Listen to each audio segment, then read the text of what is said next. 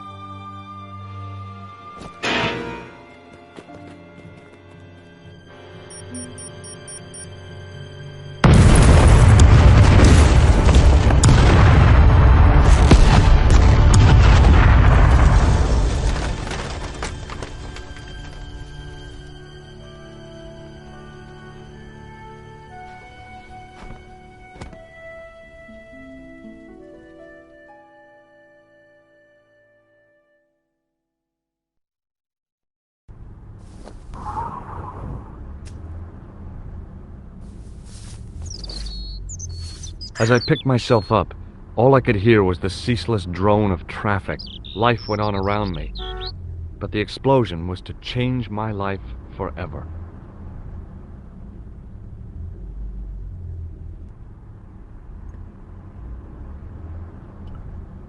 The umbrella had protected me from the bomb blast, but it was of no use to me now.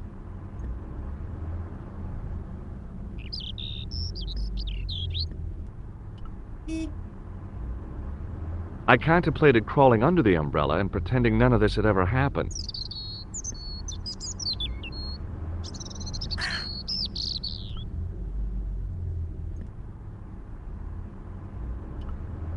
The table had been overturned by the explosion. I considered straightening the table, but I figured it best not to disturb the evidence.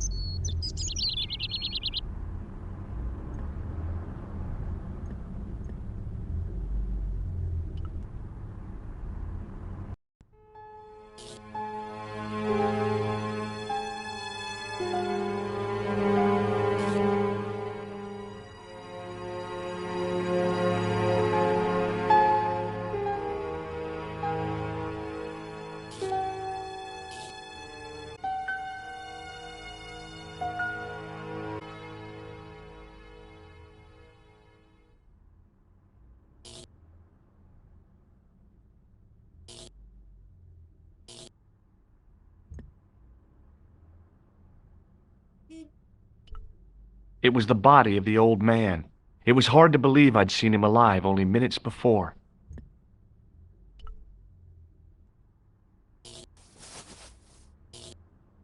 I tried not to meet his stare as I searched the dead man's pockets. No wallet, no papers, no credit cards. The guy's past was a blank page.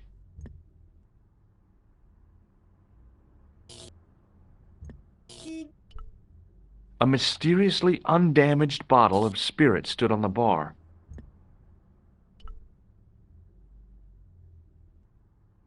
I needed a stiff drink, but I hated the taste of brandy.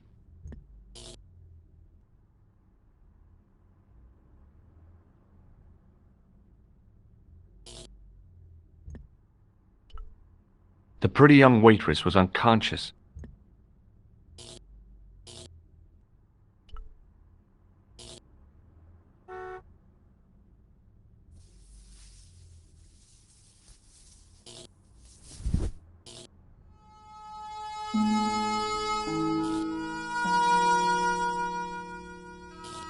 Oh, my head. Never again.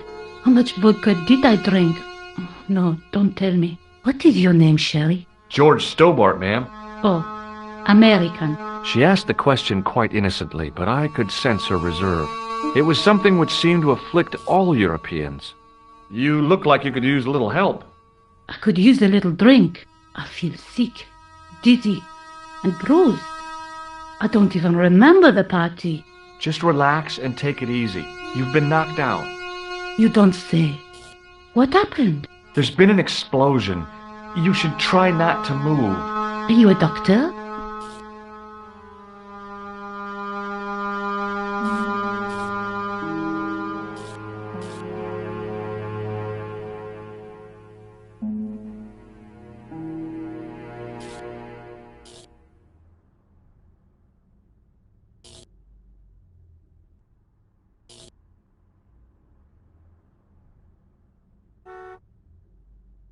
No, but I used to play hospitals when I was a kid. Can you remember anything at all? No. I need a drink. Pour me a brandy.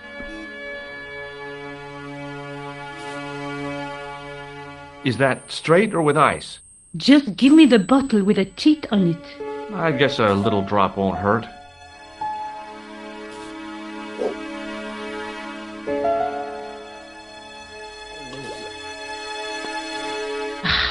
That's better. She knocked back the brandy as if it was water. I was glad I wasn't picking up the check.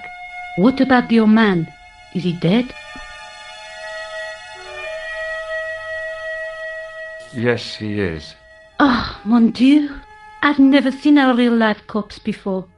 Except for Grandmaman. That was different. She was family. Has he gone stiff? I shouldn't think so. He's only been dead a few minutes.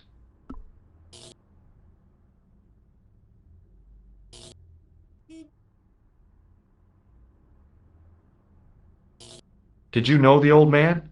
No, monsieur. I never saw him before. Do you remember what happened when the clown entered? I remember that All About Tuni played all right. It was like a funeral dirge. I'd never liked accordion music either. How did the old man behave? Well, agitated. He kept looking about him at the door, at his watch. As if he was waiting for someone? Yes, I suppose so. He was worried about something, that's for sure.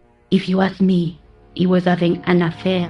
He had that look about him, like a guilty husband. Did the clown speak to the old man? No, he just laughed at him. Then he grabbed the old man's briefcase and ran out of the door.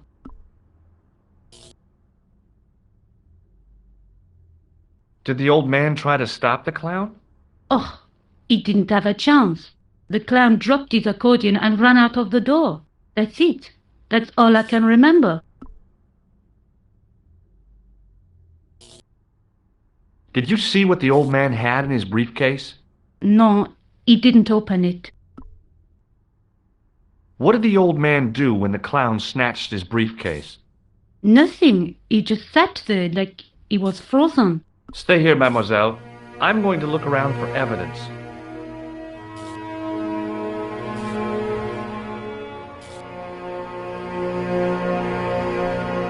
The waitress was clearly suffering from shock. The waitress was clearly suffering from shock.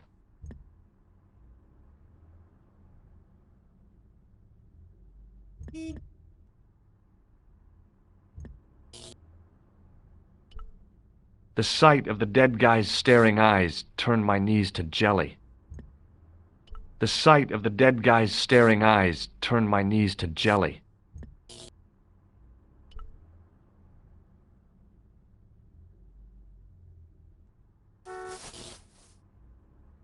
I checked his pockets. Nothing.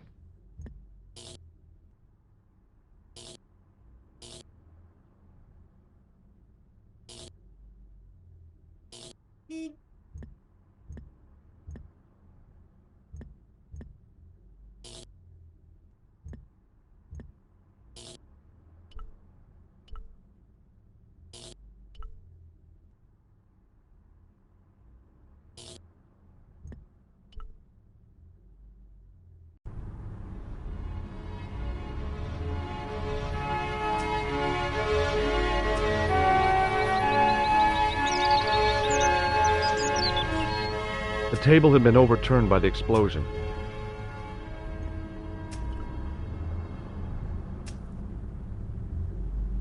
I considered straightening the table, but I figured it best not to disturb the evidence. The blast had blown out the glass, leaving a gaping hole.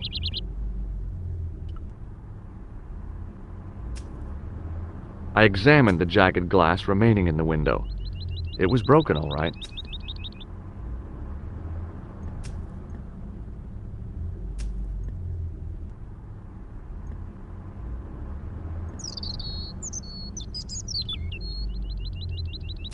Wrapped around the lamppost was a newspaper.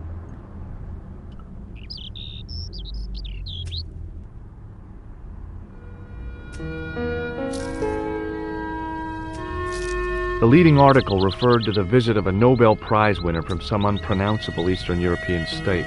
That was the only news story. The rest was rumor, gossip, and sensationalism. Then I noticed the writing at the foot of the page. It read Salah Eddin, 1345.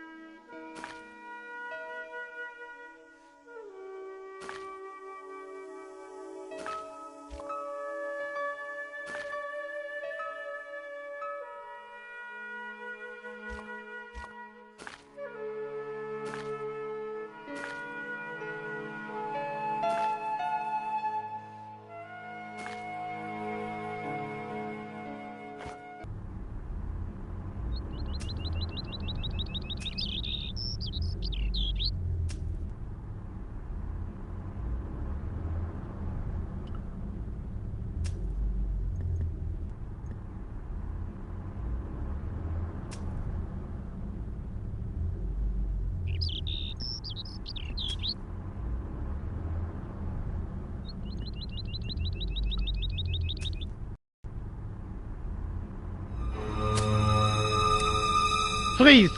Hold it, right there. Oh, don't shoot. I'm innocent. I'm an American. Can't make up your mind, eh? I demand to see the American consul. Drop your weapons and get down on the ground. Put that thing away, Sergeant. Move. I apologize, monsieur, but I cannot permit you to leave. Am I under arrest? Ah, no, I would simply like to ask you some questions. En avant, to the café, marche.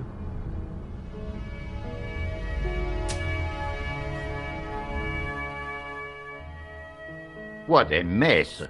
This bombing is an outrage, is it not? Stop that, monsieur. Stop holding your breath at once. Has it occurred to you that he may be dead, Moo? Oui, monsieur. But I prefer to look on the bright side. Besides, I recall a case where the killer escaped by feigning death. However, in this case, the man is quite dead. Clearly, the killer knew of his presence and... How many times have I warned you about premature extrapolation? All we know is that he is dead. It seemed reasonable to assume... A great detective assumes nothing. Take Maigret, for instance. But he was a fictitious character, monsieur. Why, he was no more real than Poirot or Tintin. That's different, Moo. They were comedy Belgians. Anyway, it is unlikely that even you will learn much from talking to the dead. Examine the girl and take her statement, if you can.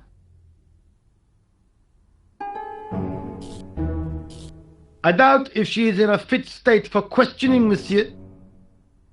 It smells to me as if she has been drinking. As I feared, we have stumbled upon a den of iniquity, Moo. Leave her to me, sir. I am used to handling drunken women. I do not doubt that for one moment. Et maintenant, to business.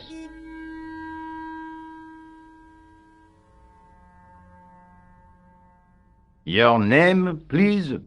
George Stobart. I'm from California. And what brings you to Paris, Monsieur Stobart? Travel. I'm touring Europe. You chose well. The city is most beautiful at this time of year, no? Yeah, I guess so, apart from the bomb blasts. Were you in the vicinity of the cafe at the time of the explosion? Yeah, I was sitting out on the sidewalk. I was lucky I wasn't killed. The inspector passed over my remark with no reaction. Did you see the deceased enter the cafe?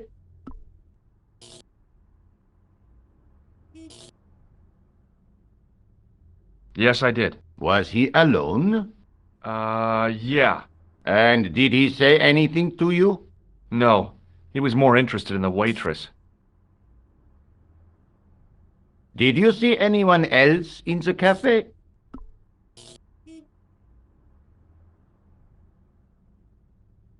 Yeah, there was a guy dressed as a clown. He was carrying an accordion. An accordion? Bon, the picture is forming in my mind, and it is not a pretty one. Is the girl all right, Moo? She'll live if she survives the hangover. She doesn't remember seeing a clown, monsieur. That's odd, don't you think, monsieur? Who am I to believe, I wonder?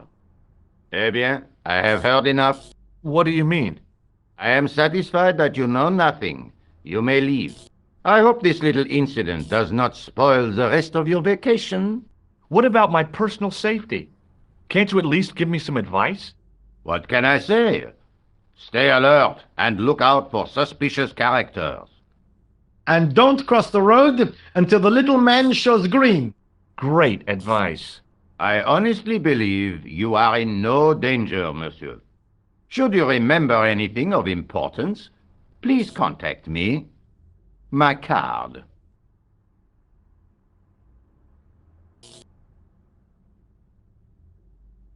Thanks. That is all. You may go. There's not much to go on, monsieur. On the surface, no. But what lurks inside the subconscious? If the door can only be opened... Are you serious, monsieur? I thought your interest in psychic detection was purely academic. Academic? You are about to witness a scientific breakthrough.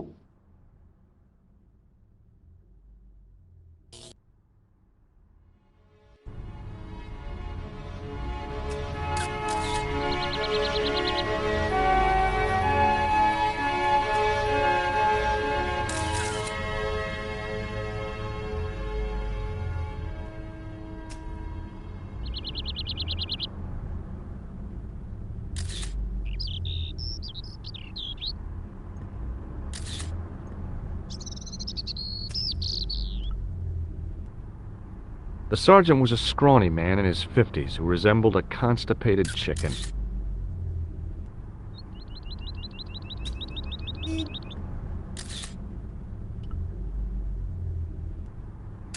Excuse me, Sergeant. You heard the inspector. Go on, monsieur.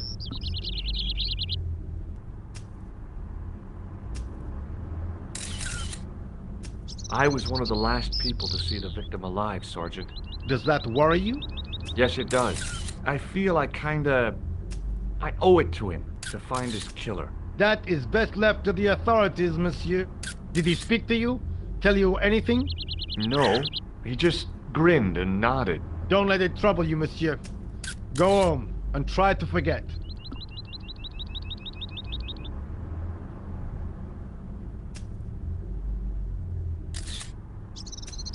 I really did see the clown. He ran into the alley across the street. Did you follow him? That's your job, not mine. An armed chase through the streets of Paris? That's not our style, monsieur. Inspector Rousseau may be unorthodox, but he's not crazy.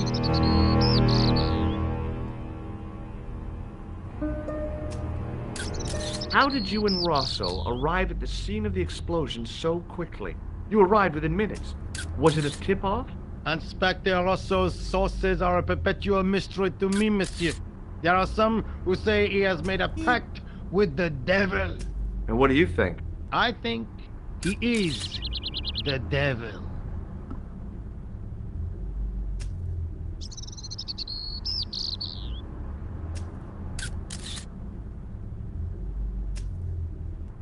What is Rosso doing with that girl? He is giving her the once-over, as you Americans say. Huh? Once he gets his teeth into a case, nothing will shake him off. Was he serious about all that psycho-detective stuff? Of course. Inspector Rousseau is a pioneer and a visionary. His revolutionary methods, once perfected, may change the face of law enforcement forever. I can't see it taking off in L.A.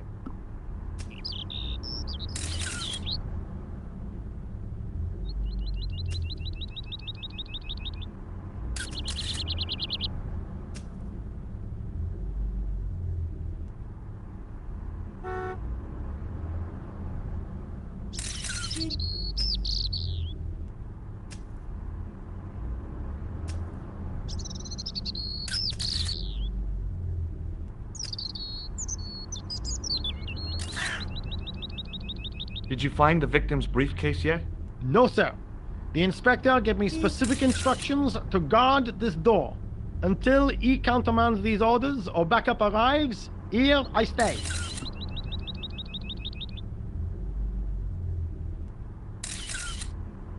I found this in the street, Sergeant. That, monsieur, is a newspaper, no? There's a note written on it. Salah Eddin, 1345. Ah. So, the meeting with the clown was planned. How do you make that out? The time of the explosion was between 1:30 and 2 o'clock, n'est-ce pas? I guess so. But what about the name? Aha! That stumped you, hasn't it? I have never been stumped, as you put it, in my life, monsieur. It is the name assumed by the clown, no? Salah Eddin the clown? I don't think so.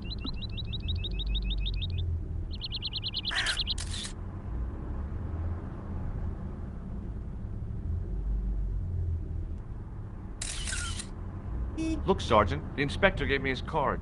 Yes, monsieur. He wants you to advise him if you have any information concerning this case. Well, I'd be glad to talk with him, but I don't want him working his psycho weirdness on me. Ah, no, monsieur. You're confusing the science of parapsychology with witchcraft. Oh, yeah? What's the difference? We don't do sacrifices. See you later, Sergeant.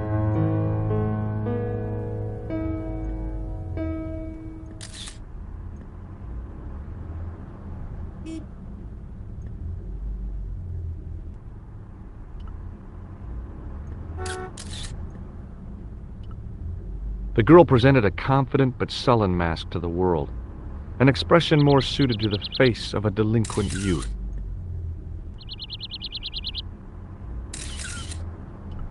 Excuse me, mademoiselle?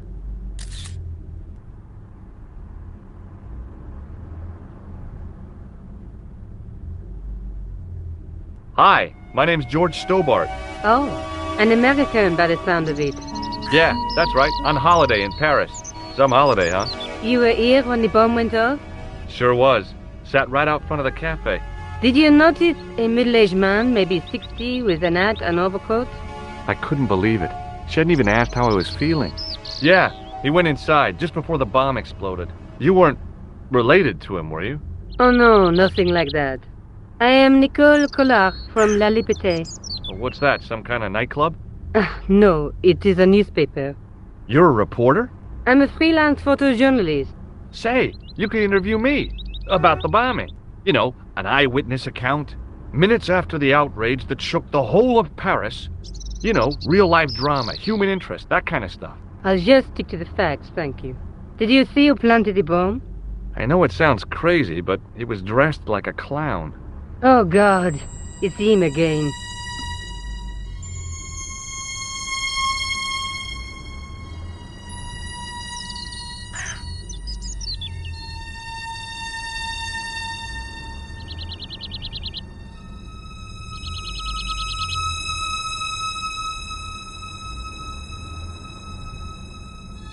Have you met the clown before? It's a long story. I have plenty of time. I don't.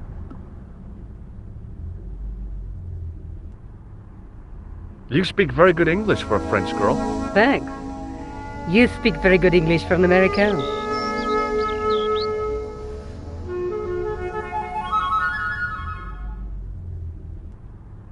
Who was the guy you were supposed to meet? His name was Planter. I didn't know him, but he called me last night. He said he had a story which would interest me. He asked me to meet him at the cafe. I guess I'll never know what he wanted to tell me. Not unless you have Rosso's gift for psychic interrogation.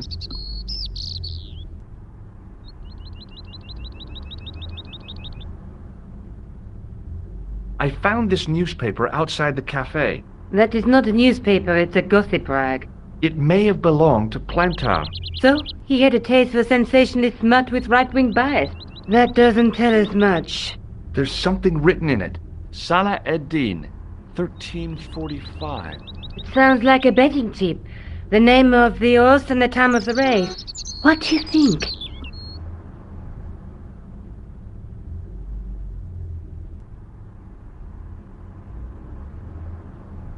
I don't think it is. That's too obvious. I wouldn't mind betting this is a coded message. It's a romantic notion, but I don't think so.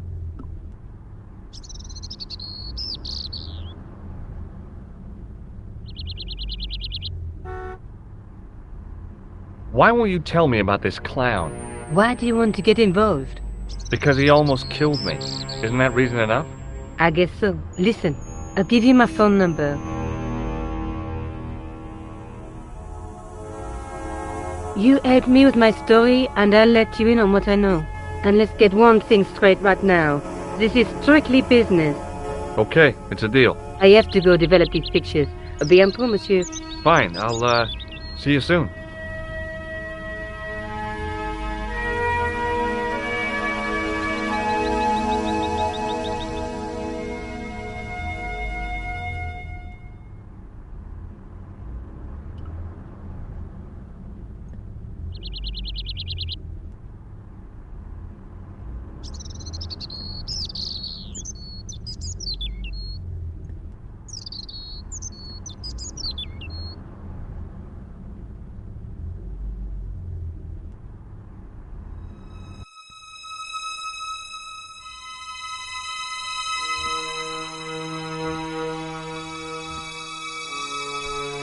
It was a battered old trash can.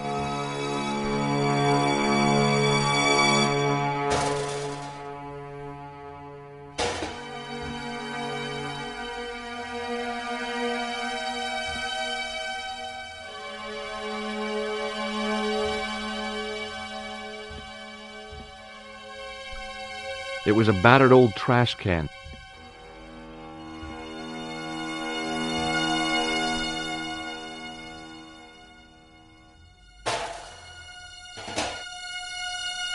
It smelled like someone had dumped a truckload of fish in a locker room on a hot summer afternoon.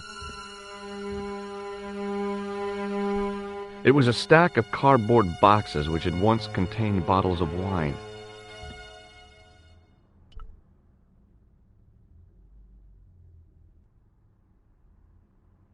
I examined the boxes closely. They were damp and smelly and decidedly empty.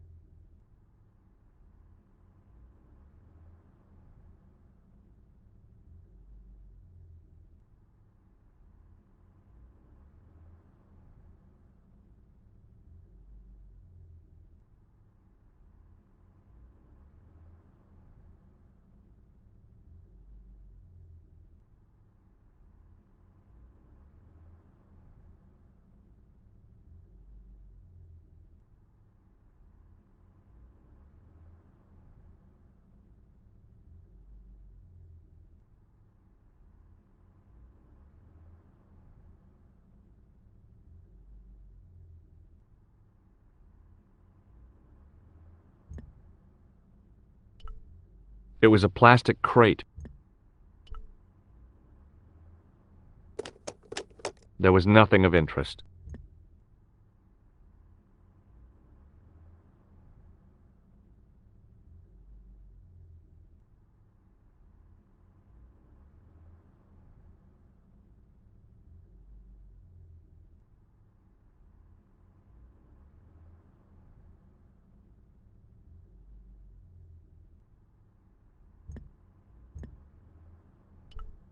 It was a battered old trash can.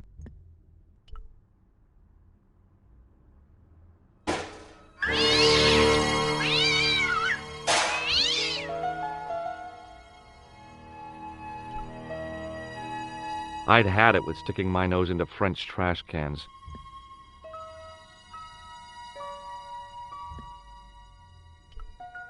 The drain pipe looked as if it would bear my weight.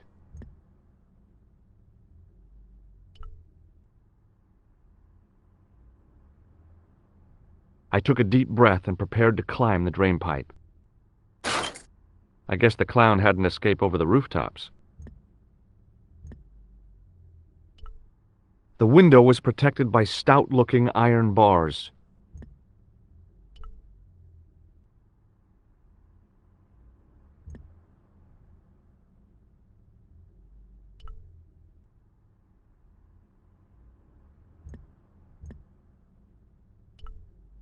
The drain pipe hung limp and useless.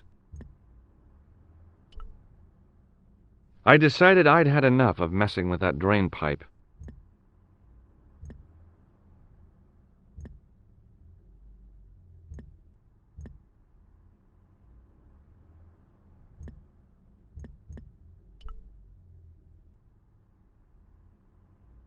It was an iron cover concealing the entrance to a drain or sewer.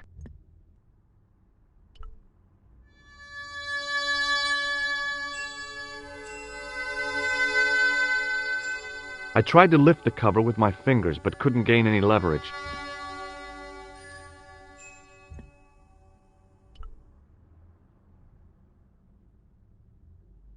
I decided I'd had enough of messing with that drain pipe.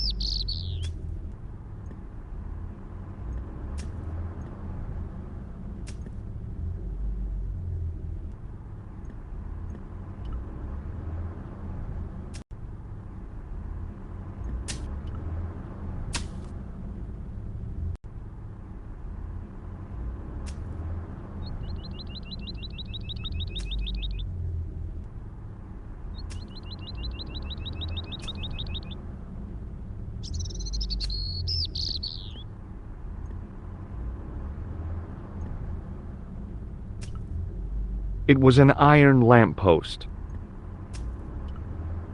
I considered climbing the lamppost, but it wasn't going to shed any light on the affair.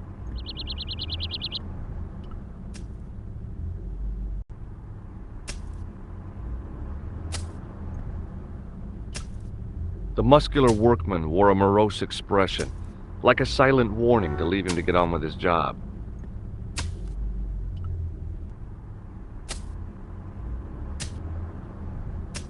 Hi, can you spare a few minutes? I thought you'd been arrested. No, it was a misunderstanding. When he pulled that gun, I thought that was it. Those automatics pack quite a punch, you know? He made a mistake. He thought I was a terrorist.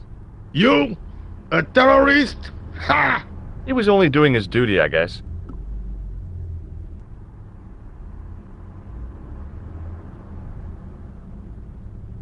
Did you see an old guy with a briefcase? Wait, silly old coot. Do you know what he said to me? Work fascinates me, he says. I could watch it all day. Quel bit. I could have knocked his block off.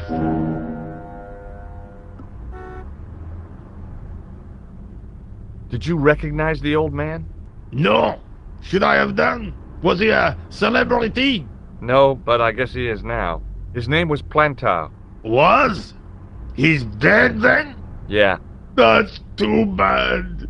Now I wish I hadn't called him what I did. If only I could turn back the clock. If only I'd been more tolerant. Regret and remorse are strange emotions. They really bring out the hammiest actors in people. Did you see a clown come by this way? A clown? Like in a circus? Yeah, with makeup and a big red nose. Huh! Those guys are funny, aren't they? Not in my experience. I love the circus, especially the horses. You haven't answered my question. Have you seen a clown? You think I've got time to watch everyone who passes by? Some of us have to work for a living.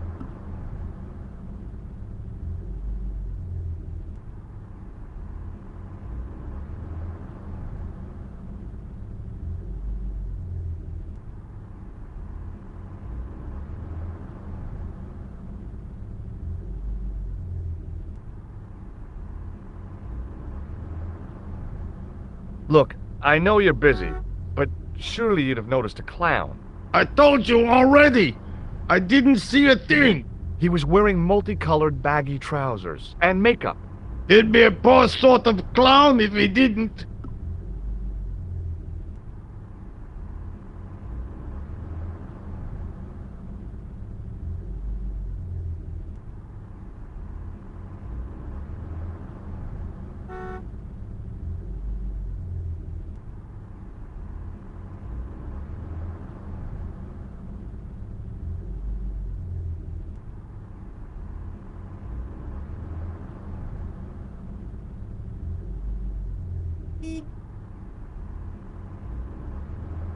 Take a look at this. You told me you weren't a cop. Don't shout about it. I'm working undercover. Who are you looking for? That's confidential.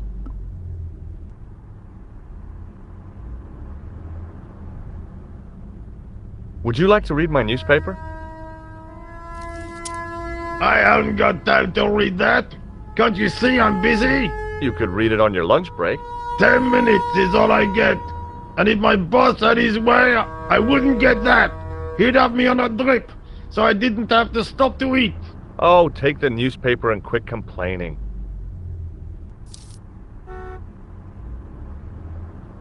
Bah! Look at this! Damn bleeding heart liberals! Cha! Save the dolphins! Catch them and eat them, I say! All that fuss over a bunch of fish! Nah, that's more like it! Look at the size of those! Like champagne bottle corks, no? Ah, what's this? Saladin running in the Prix de l'Arc de Triomphe. It's a racehorse? A horse? A legend! Bucephalus reborn, mon ami! Like a streak of lightning she is!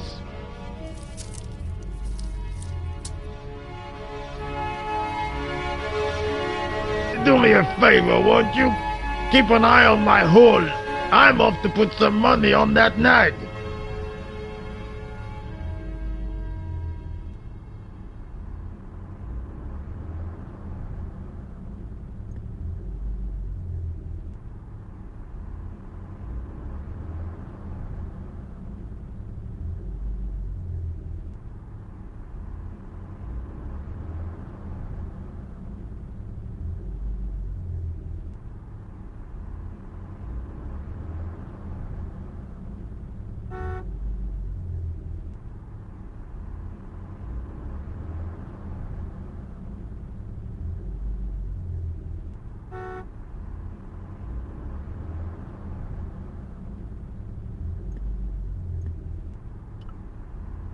It was a battered metal toolbox.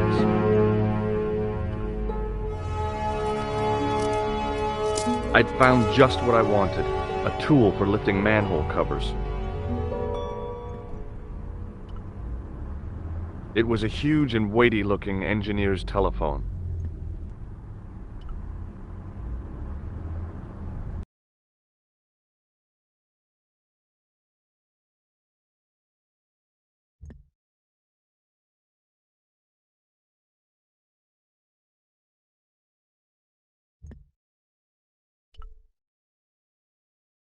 Bonjour, Kula.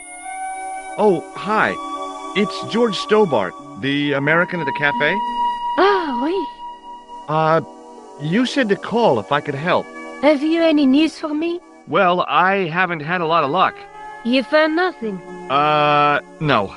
Look, I'm very busy right now. Call me if you have any news, okay? Oh. Yeah, I guess. Adieu, monsieur. Yeah, see ya.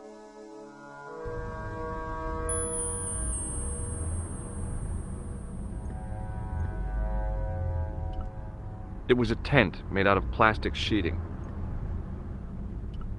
There was nothing inside the tent except a large toolbox. Set into the huge gate was a smaller access door.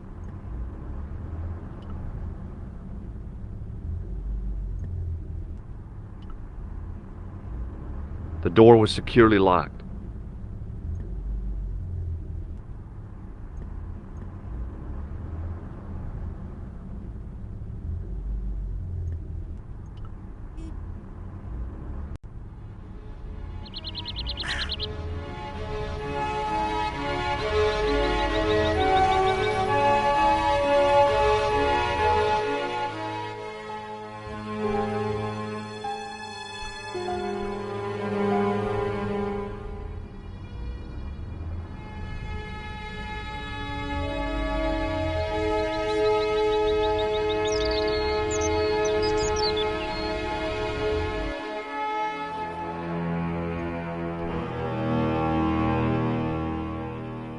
The cover was too heavy and awkward to lift with my bare hands. It was a heavy cast iron cover.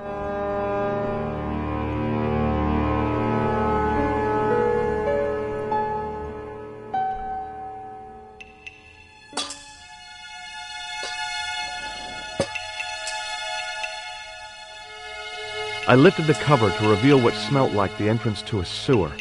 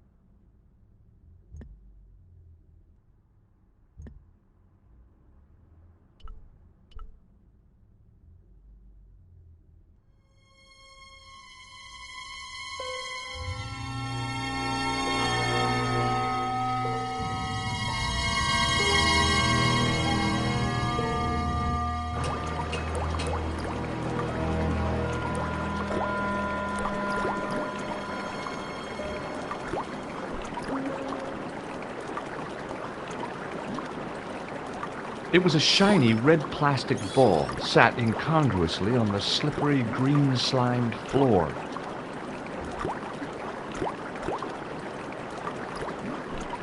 As I picked up the plastic ball, I realized it was intended to be worn. It was the clown's red nose.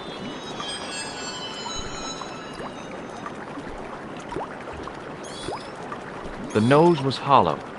Printed on the inside were the words, La Risée du Monde, Paris. It was a bright red plastic nose, part of a clown's costume. It was a metal rod with a handle at one end and a short crosspiece at the other.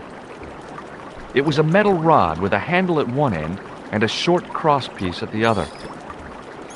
It was a bright red plastic nose, part of a clown's costume.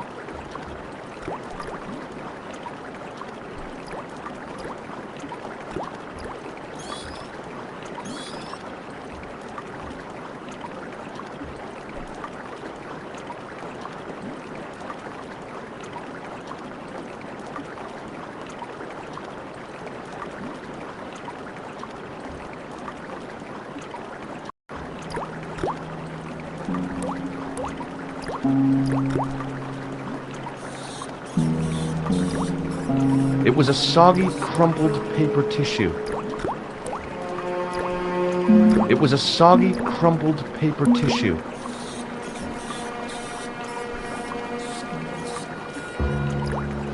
I scooped up the sodden tissue. It was cold and greasy, like breakfast leftovers.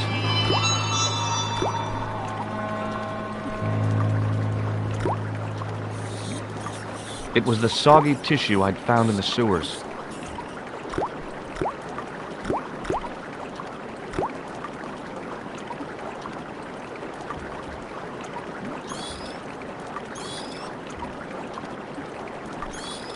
The railing was put there for a simple reason, to stop people getting past. It worked.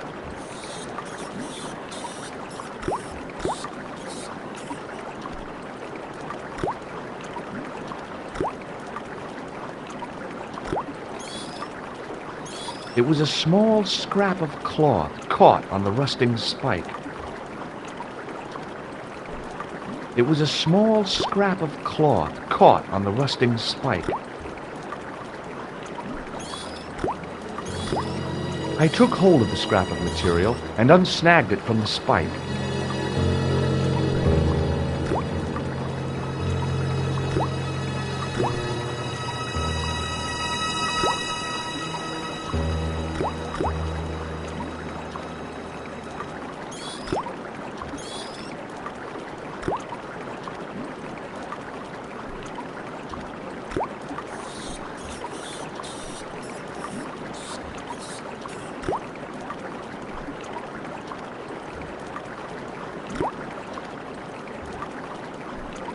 The rusty railing prevented me from passing.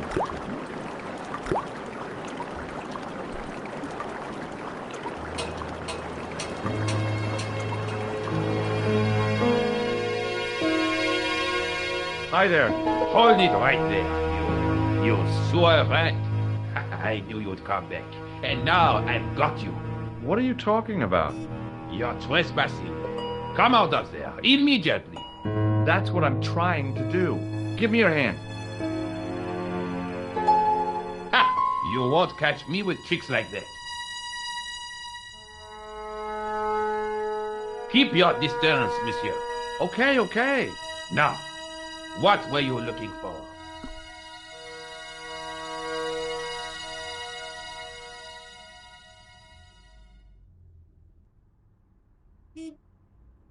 Terrorists. The meanest, nastiest, dirtiest bunch of guys you ever saw. Ah, Englishmen without a doubt. The filthy dogs. The day they opened that tunnel was a bad day for France, I tell you. If I still had the full use of my faculties, I'd march right over there and tell them so. Well, whoever they are, they blew up the cafe. What? The café? Blown up? Mon Dieu! That is awful. The guy who did it was a calculating, cold-blooded killer. He was disguised as a clown. I followed him into the sewer, and I think he came this way. Ah, mon Dieu! Then, the man I chased, do you think that man and the clown are one and the same? Well, yes, it had crossed my mind. Ah, that still does not explain what you were doing down the sewer. For all I know, you are in league with him. Oh no, I'm just a tourist. Haha, most tourists are content with the Eiffel Tower, the Louvre, or the Pigalle. I didn't realize my waste pipes were such an attraction.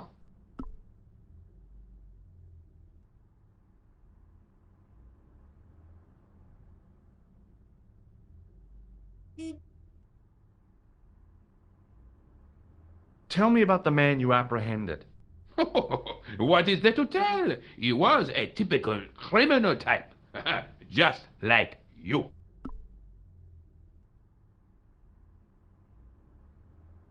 Does the name Plantar mean anything to you? No, it doesn't. Who is he? The man who was killed in the cafe. I'm gonna find the guy responsible. I'll find him. Even if it means following him down every sewer in every city in Europe. Ah, you need some sensible boots. You won't get far in those stupid sneakers. Do you know the waitress at the cafe? Oh, hey, she isn't hurt, is she? No, she's fine. Oh, thank heavens. A poor girl like her isn't safe with the likes of you roaming the streets. Can't you understand? I'm not a gangster. I'm an American tourist. Ah, that's what you say. Was the guy you saw carrying a briefcase? Well, I didn't notice. Now are you going to leave? Or do I have to call the police?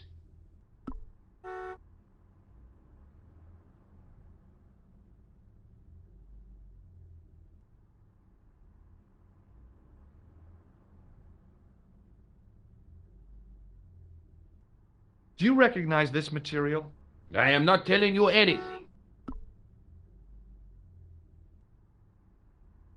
Perhaps you'd like to take a look at my card?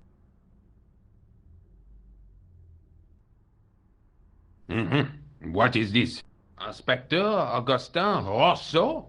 What does that say? Hominoid Division? A homicide. I think the ink's smudged. Then you are not a tourist. Okay, I'm not. I lied to you, and I'm sorry. Don't apologize, monsieur. You know, I had a feeling there was something different about you. It is your posture, your poise. Oh, yes. There is no mistaking the bearing of a disciplined man. And I should know. I was in the army, you know. When I was your age, I was fighting for my life in the African desert. How can I help you, Inspector? Let's start over from the beginning and tell it just like it was.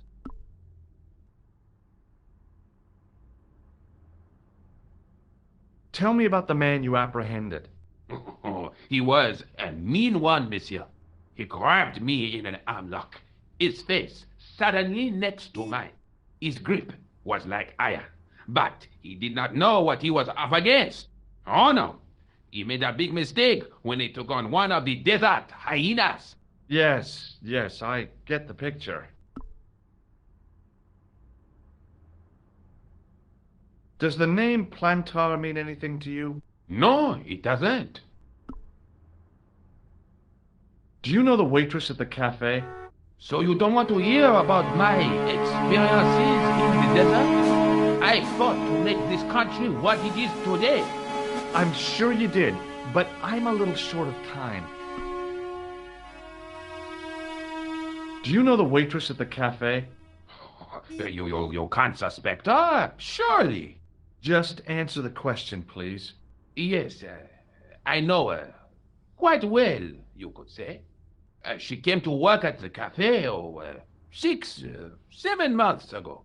I look forward all week to the relief she gives me when she visits. Really? So you'd miss her if she wasn't there? Oh, mais oui! Who else would I find to cut my toenails? Was the guy you saw carrying a briefcase? Why, yes, it was. Clutched in his arms like a baby. That belonged to his victim. Oh, what do you think was in it? Drugs, stolen jewels. I don't know, but the killer thought it was worth a man's life. Nothing is worth that, monsieur. Does this piece of material mean anything to you? That is the same cloth as the jacket I found. I'd recognize that pattern anywhere.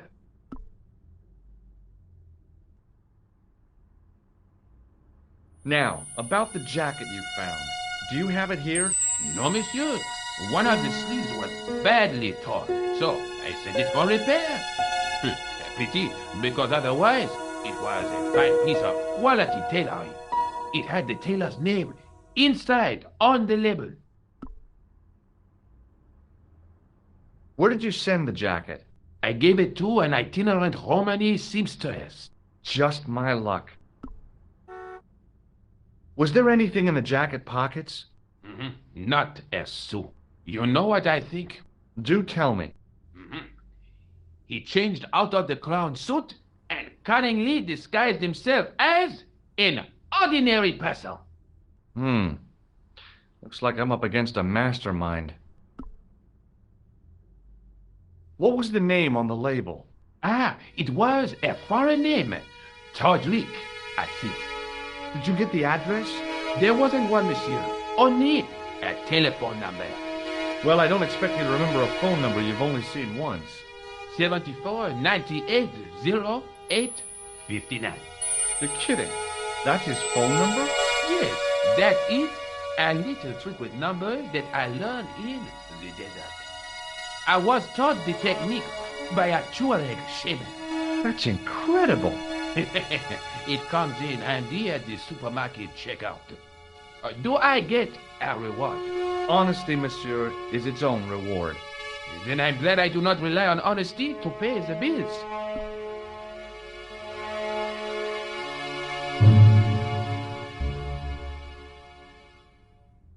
This is the material from the jacket you found, right?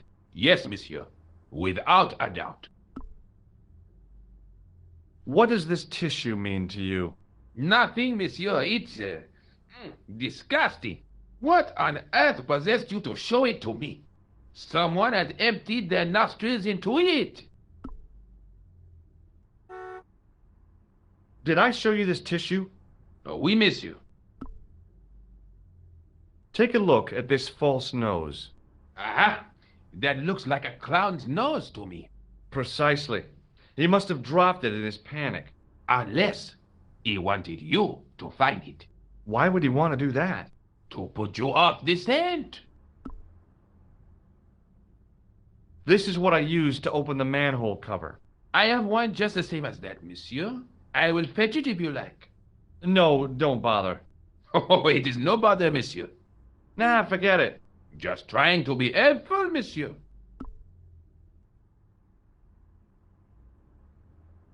I have to be going. Thanks to your help, the citizens of Paris can sleep a little easier tonight. Vraiment? I was only doing my duty, monsieur. Good luck, Inspector. I hope you catch that killer soon. I'll let you out.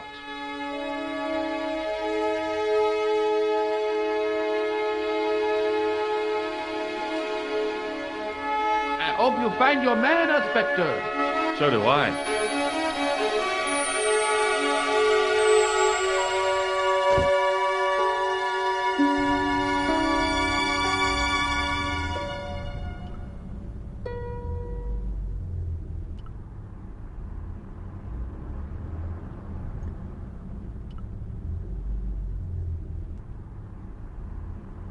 The toolbox didn't contain anything else I needed.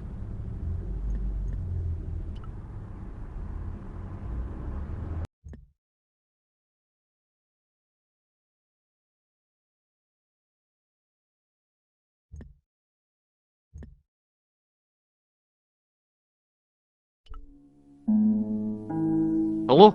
Who is this? Hi, my name's George Stobart.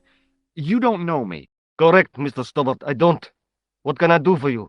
Well, I'm trying to trace one of your customers. Could I maybe come over and talk to you? No, that's not possible. Oh, okay, forget it.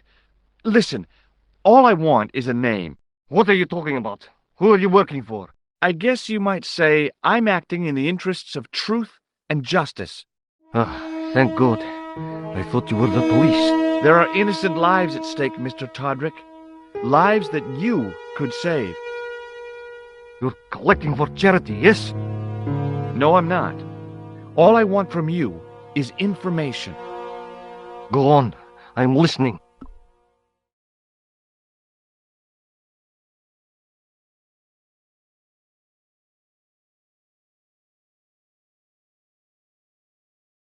What do you know about the clown who bombed the Café de la Chandelle Verte? I don't have no idea what you're talking about. You're cool, Todrick.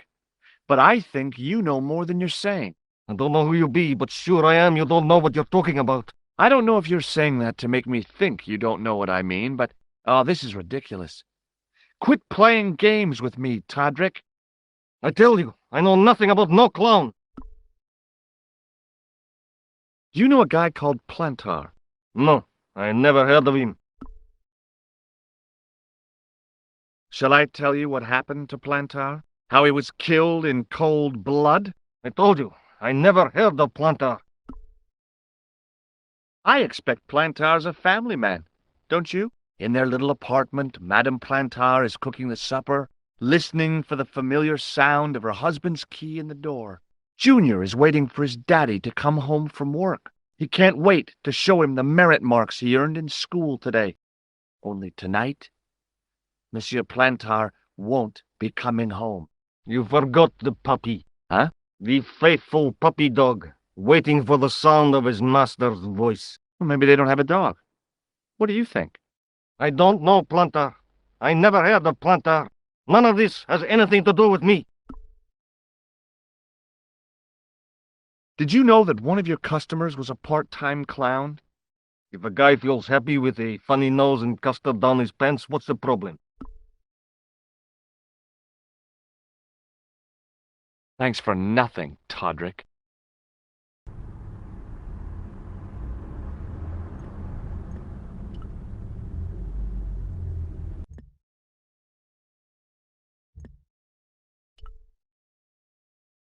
Bonjour, Kula.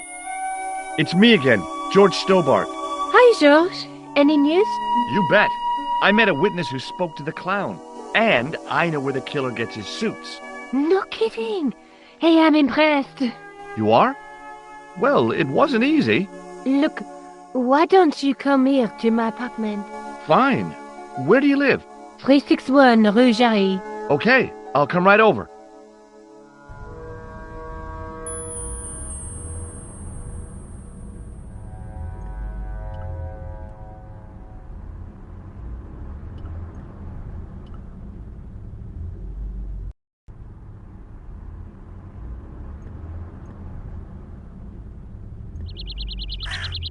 The sergeant was a scrawny man in his 50s who resembled a constipated chicken.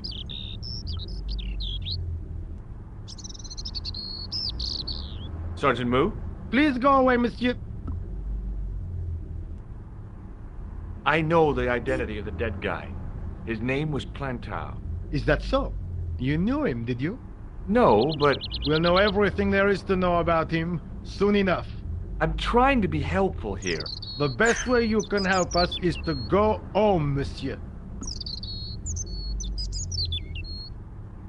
I've tracked down the clown's movements, Sergeant. Is that so, monsieur?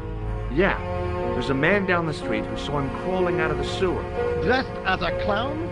No, he'd changed into ordinary clothes by then. So, how did he know it was the clown? He didn't, but all the clues add up. Little children can add up, but I wouldn't let them manage my bank account.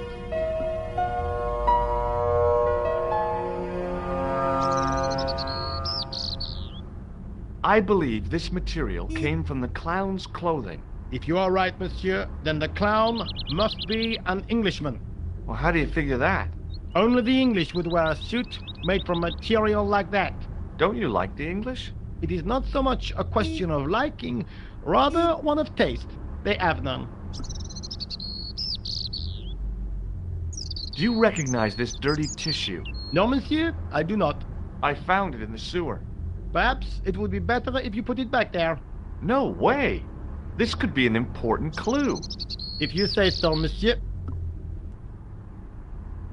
I found this red nose in the sewer. What were you doing down there? Fishing for clues. That's where the clown went. You still insist you saw a clown, monsieur? Of course. And this novelty nose proves it. It will take more than a plastic proboscis to convince Inspector Rousseau. You don't want this as evidence, then? Certainly not, monsieur. What do you suppose this tool is used for, Sergeant Moo? It looks like something an obstetrician would use, monsieur. It was with tools like this that the clown made his escape. I don't understand. He opened up the hole and disappeared into the bowels of the earth. If you say so, monsieur. See you later, Sergeant.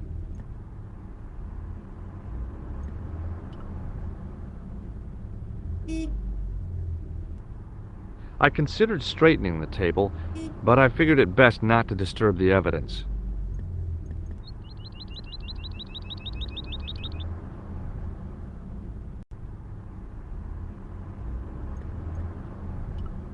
Set into the huge gate was a smaller access door.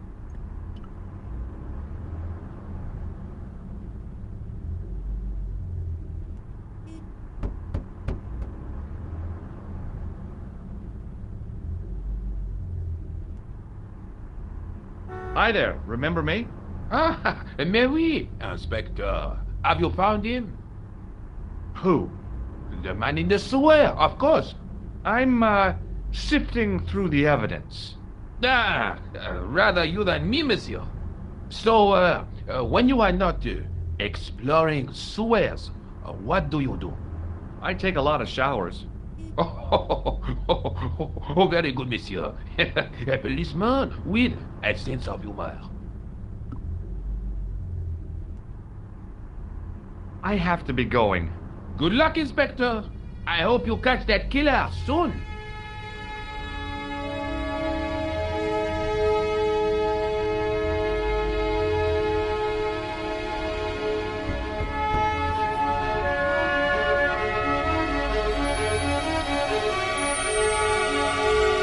Hello again. Yes, Inspector. This is the material from the jacket you found, right? Yes, monsieur. Without a doubt. I have to be going. Good luck, Inspector. I hope you catch that killer soon.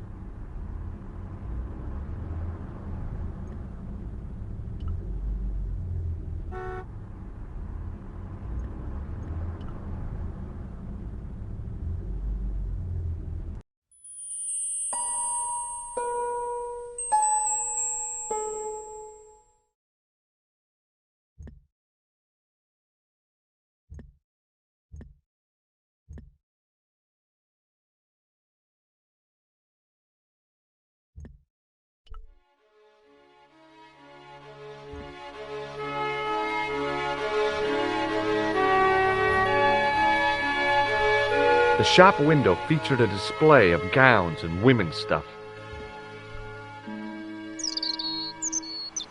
It wasn't the style of the clothes in the shop that caught my eye, but the prices. The same amount of money would feed a starving family for the rest of their lives. I guess people who buy that kind of stuff don't have a problem with their consciences.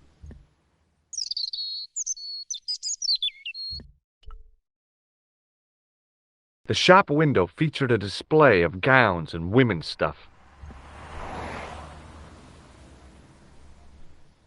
The window was full of overpriced clothes for overprivileged women.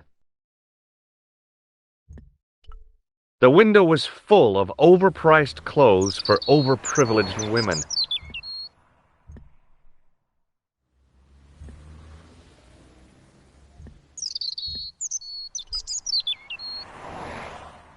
The They were lilies or tulips. Some kind of flowers, anyhow. Pretty, I guess, if you like that sort of thing. Me? I couldn't see the point of buying something that was already half dead.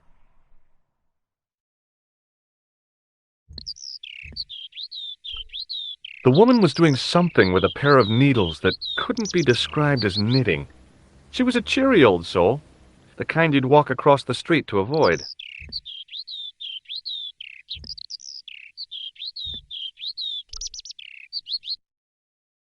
The door was shabby and in need of a coat of paint.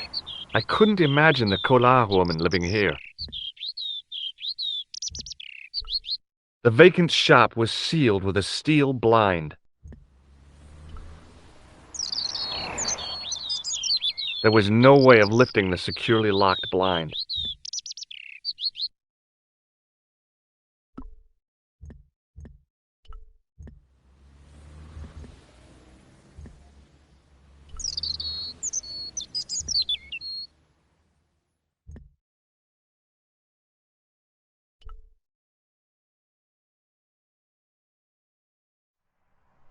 Oh, hi. Bonjour, monsieur. Would you like me to foretell your future? No thanks. I'm very good, and it only takes a minute. Thanks all the same, but I'm not superstitious. Besides, if it only takes a minute, that's not much of a future to look forward to.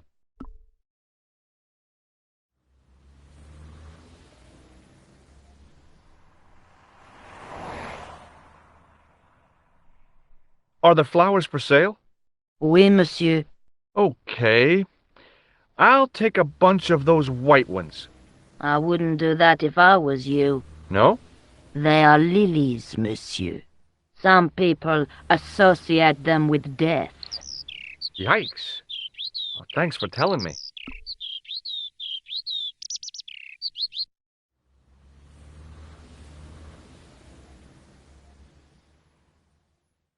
Do you know a young woman called Nicole Collard? Yes, I do. She lives upstairs from me, in the apartment block across the street. The door isn't locked, but you'll need to give it a gentle nudge. It sticks, you see, because of the damp. The landlord said he'd fixed it before winter sets in. He's been saying that for 3 years. How long has Mademoiselle Collard lived here? A few months. She's in for a shock when the cold weather comes. Drafty windows, insufficient heating, it's a struggle to keep warm. The only reason I stay is because the rent is cheap. Your young lady, she deserves better. I thought Mademoiselle Collard was a successful photographer. Not as successful as she makes out for all her fine clothes. Oh, I've heard her crying herself to sleep at night. That's awful. Now don't you let on that I've told you. She's proud, that one. Too proud, if you ask me.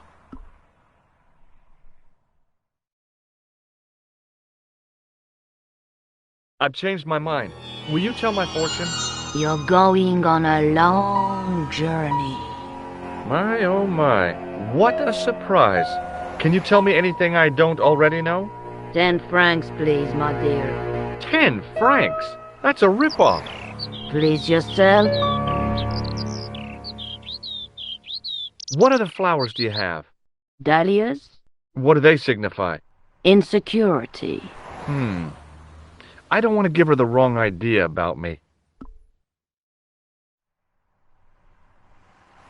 What about the tall yellow ones? Those are iris, the flame of passion. And the little yellow ones? Sensuality. Well, they're no use to me. I want to make an impression, not jump down her throat. How does this fortune-telling routine work?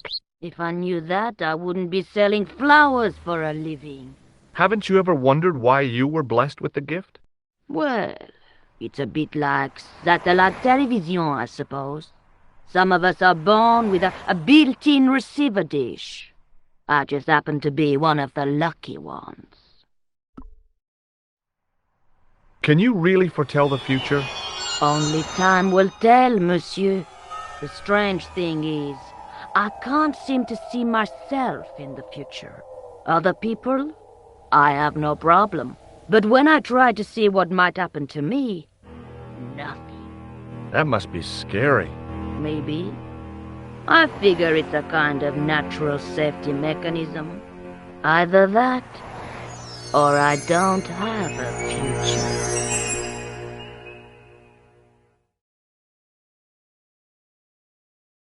What can you tell me about this material?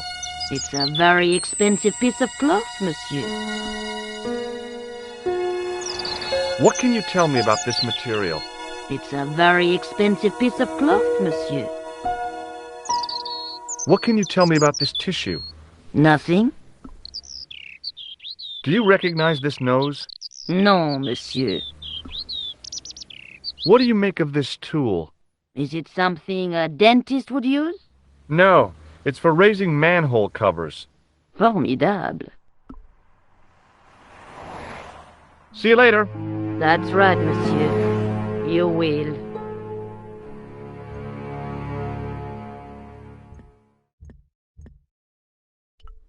The last of the summer blooms on the flower stall were a reminder of the coming fall. I inhaled deeply, expecting to experience the scent of the flowers. What I got was traffic fumes. The last of the summer blooms on the flower stall were a reminder of the coming fall.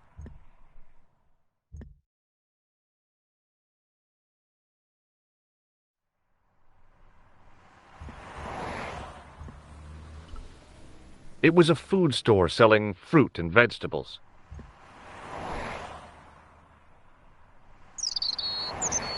I glanced without much interest at the fruit. It was dusty, shriveled, and tired-looking.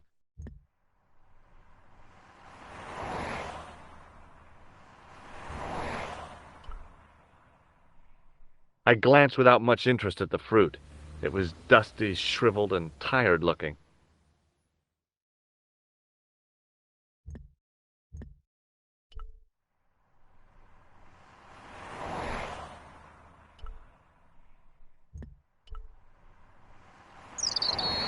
The door was shabby and in need of a coat of paint.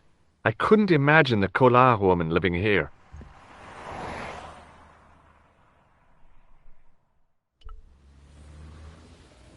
Remembering the flower seller's advice, I pushed the door gently just above the lock.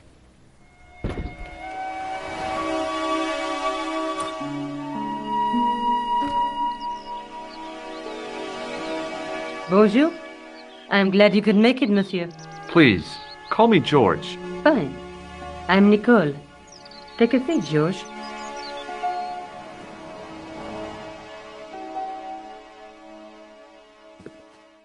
Eh bien? And what have you been up to? I've been exploring the sewers beneath the cafe. I thought I could smell something bad. The clown used the sewer to escape and to change out of his costume. I guess he was in a hurry. He left his jacket behind. And? I got his tailor's phone number. What's more, I know where he hired the clown suit, too. You had better luck than I did. Luck, she said. Luck! Hard work, I'd call it. What happened? I took my photographs to the editor, but he wasn't interested. Can you believe it? He told me to drop his story. But you're not about to do that. Oh, no. I am going to find out what's behind these killings. You know what I think? It's a conspiracy.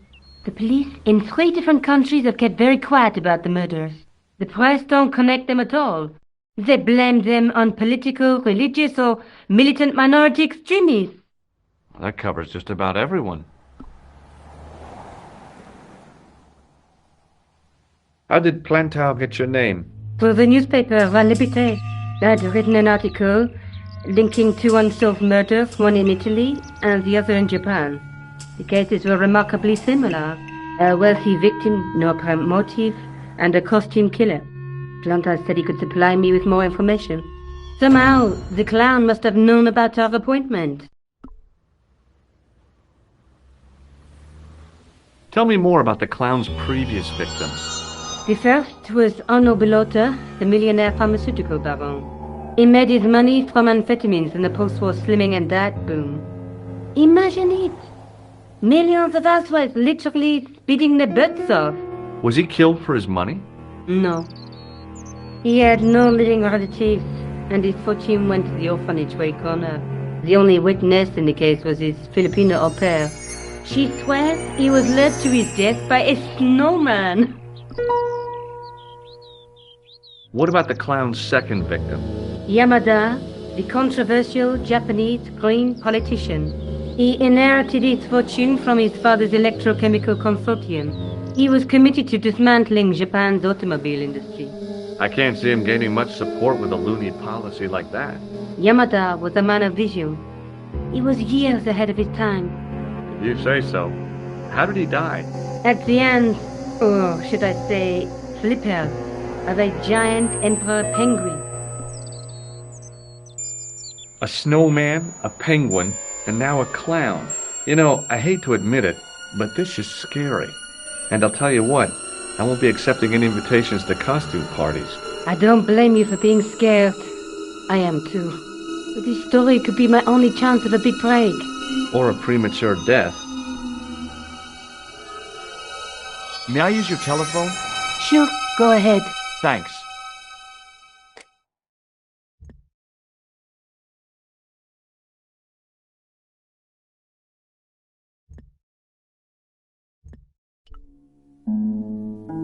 Hello? Who is this? Mr. Todrick? Oh, it's you again. What now? Forget it.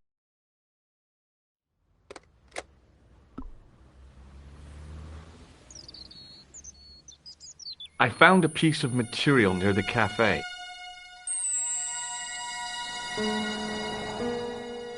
When I showed it to the concierge, he recognized it right away. It's very distinctive, all right.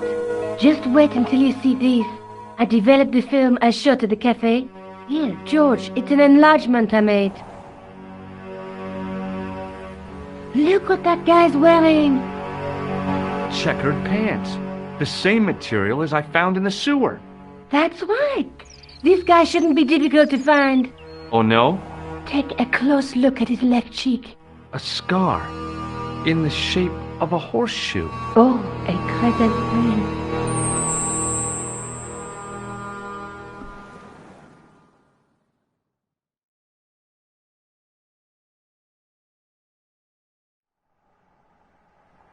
Tell me more about yourself. Oh, there is not much to tell. Well, how did you get into photography? I guess I owe that to my father. He bought my first camera. I was 8 and my parents had just split up. Did you live with your father? Yes, my mother went off with her new boyfriend. I don't mind. Papa was all I needed. 4 years later, he died in a plane crash. Oh, I'm sorry. Well, it's all right. I don't mind talking about him. He was more like an older brother, really, always joking and laughing. Papa always wanted I should study art. That's why I went to college. Did you learn about photography at college? Oh, God, no. I couldn't afford the materials. We were billed for everything we used, paint, canvas, paper. Most of my year turned to minimalism. It was cheaper. I used to go poaching in the park for squirrel hair. The only time I wasn't hungry was the term I did printing. I used to eat the potatoes. You're making fun of me, aren't you? Oh, no. Do you have a boyfriend? That's none of your business. How come you enlarged this photograph of me? Because I noticed the guy behind you, of course.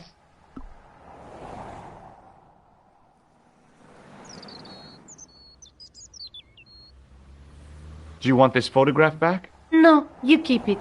I can always make another print. I found this false nose in the sewer. It has La Risée du Monde printed inside it. The laughing stock of the world. It's a costume shop near the Gare Saint-Lazare. I'll check it out. Maybe the owner remembers who hired the clown costume. Why don't you put it on, George? No way am I wearing this. I'd look really stupid. Besides, he might have had a cold.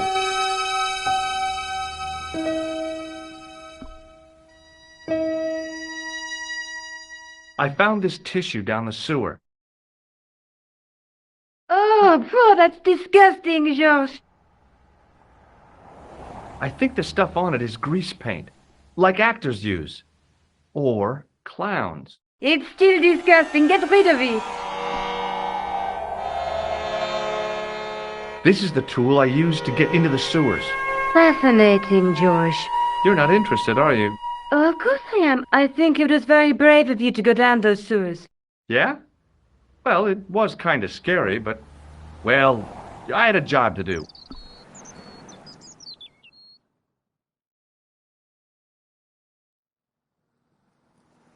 I'm going back out to search for that clown. Where? I guess I could visit the costume shop. Good idea.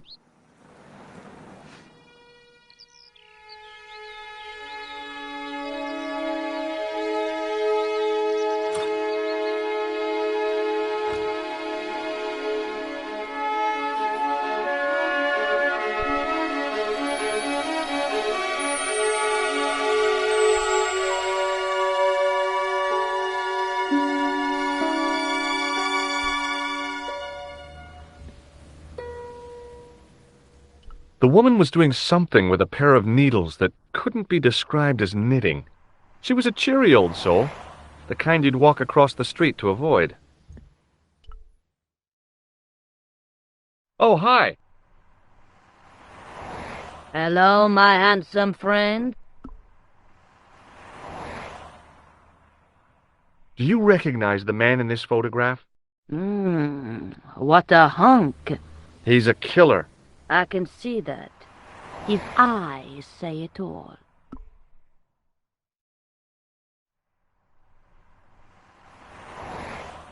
See you later. That's right, monsieur. You will.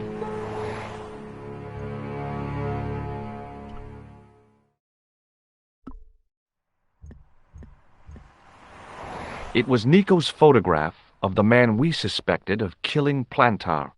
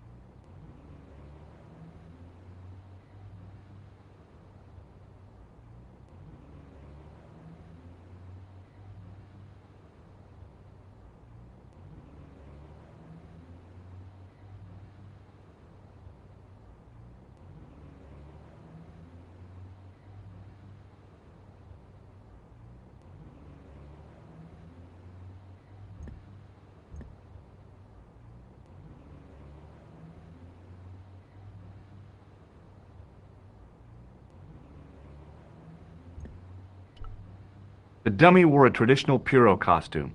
At least, I guess it was a dummy.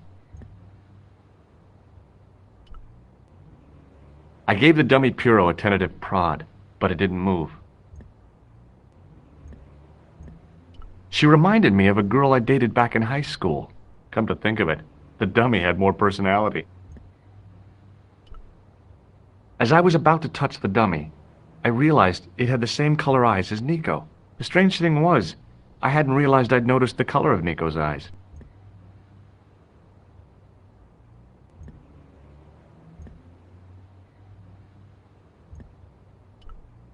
It was a disgustingly realistic plastic novelty, like one I'd left on the teacher's desk at school, Boy, that caused so much of a stink you'd have thought it was a real one.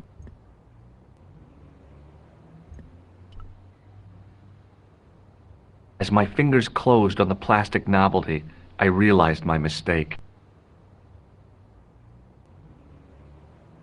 It was a novelty, all right, but it wasn't plastic.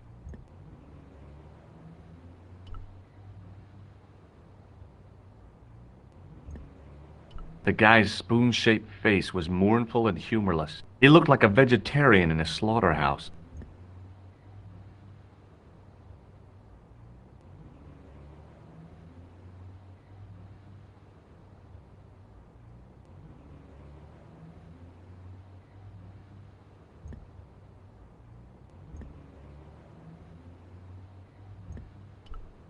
It was an antique phonograph, the kind you have to wind by hand.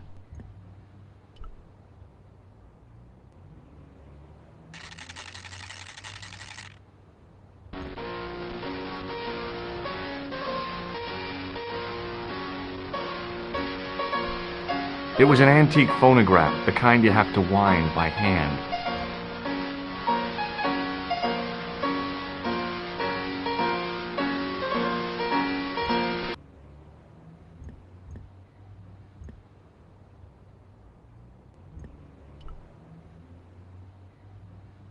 Excuse me.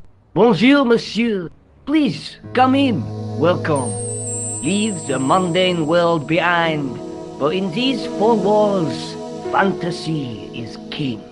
I don't want a costume. Didn't you ever dress up when you were a child? Not that I remember. Incredible! You'll be telling me next that you never shared your elder sister's lingerie. I don't have a sister, and I think I'd look pretty silly in a brassiere. I just need some information. Of course. How can I help you?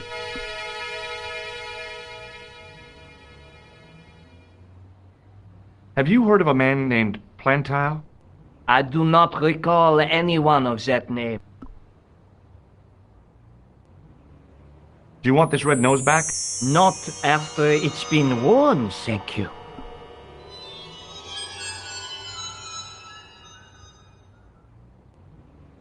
Does this dirty tissue mean anything to you? Let me smell that.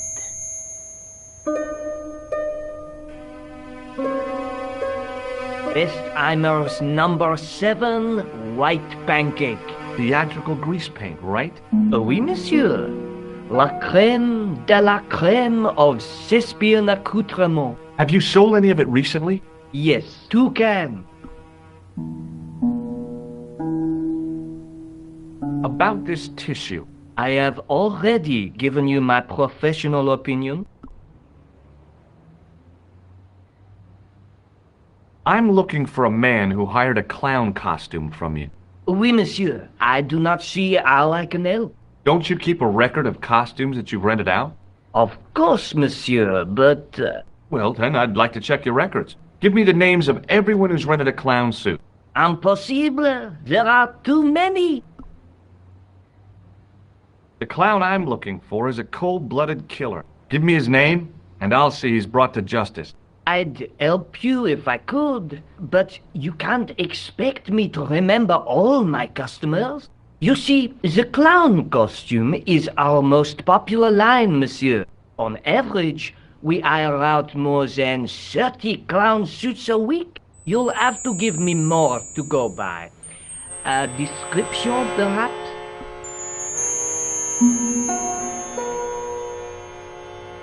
How come clowns are so popular? I think it has something to do with their unpredictable nature. Personally, I think clowns should be banned, along with mimes. Oh, come now. Who doesn't love clowns? Me, for one. Do you recognize this man? Ah oui? He was here this morning. He chose 2 costumes. Bozo the clown and Seamus the pixie. A pixie? Very smart. Green silk with a taffeta lining. He gave me his name as Monsieur Khan.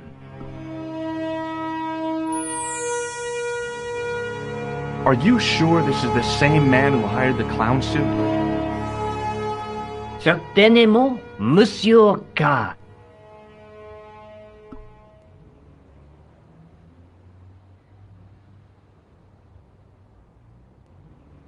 Are you sure this is the same man who hired the clown suit? Certainement, Monsieur K. Do you want this red nose back? Not after it's been worn, thank you. What does this tool mean to you? Nothing, monsieur. Thanks for your help, buddy. My pleasure, monsieur. Allow me to shake you by the hand. Huh? Well, okay.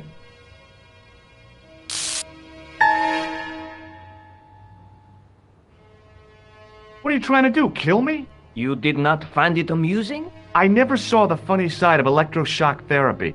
Eh bien, it is yours to keep. A gift? Do I need a license? No, but I give you a word of warning, monsieur. What? Remember to switch it off before you visit the toilet.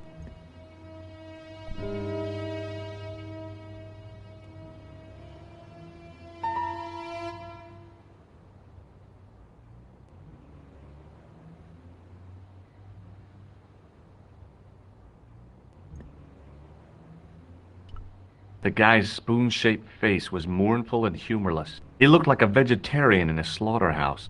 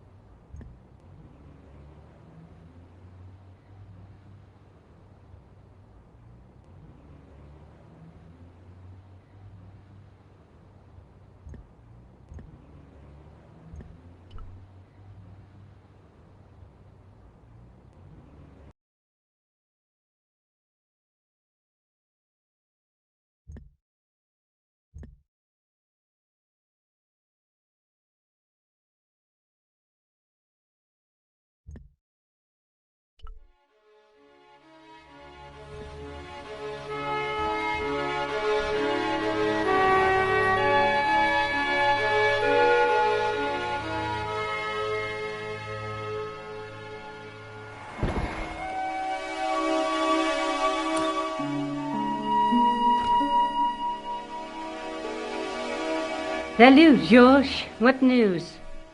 I've been to the costume shop.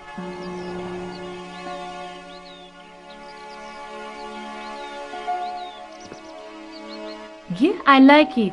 What are you supposed to be? I didn't hire a costume. These are my clothes, and you know it. Did you ask about the clown? Yeah. He used the name Khan. He hired 2 costumes, the clown and a pixie. Then we're one jump ahead of him. How do you make that out? He probably plans to use the pixie suit next time he kills. Oh, God, don't let it be me. I don't deserve to die at the hands of a pixie. Don't be silly, George. That won't happen. Oh, no? No, because every time you see a pixie, you're going to run like hell.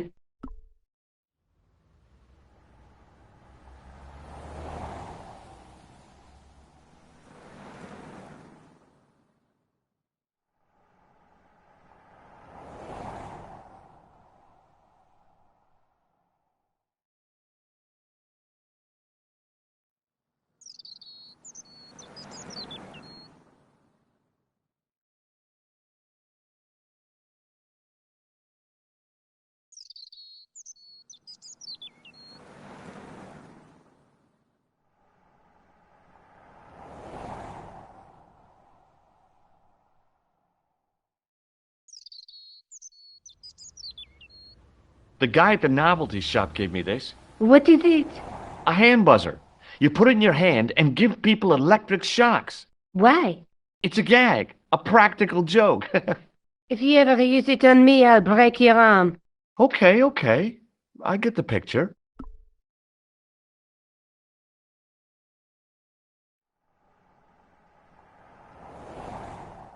What are you doing to help trace the killer clown? Research, George. Yeah? You have a copy of the clown's yearbook? I have a telephone and lots of contacts. Oh, well, did you find anything useful? Not yet. I'm employing my first and most useful weapon. What's that? Patience. Oh, I've heard of that. Isn't it a substitute for decisive thinking? Have you found out any more about the murders? Well, it may be nothing, but both the clown's victims visited Paris earlier this year. When? The second week of July. They were both here at the same time. Did they meet? I don't know, but I can't imagine it was coincidence.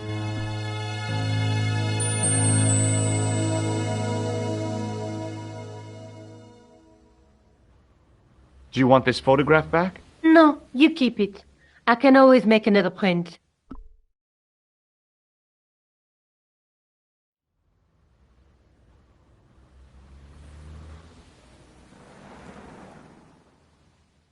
Time for me to go. Thanks for your hospitality. You're welcome.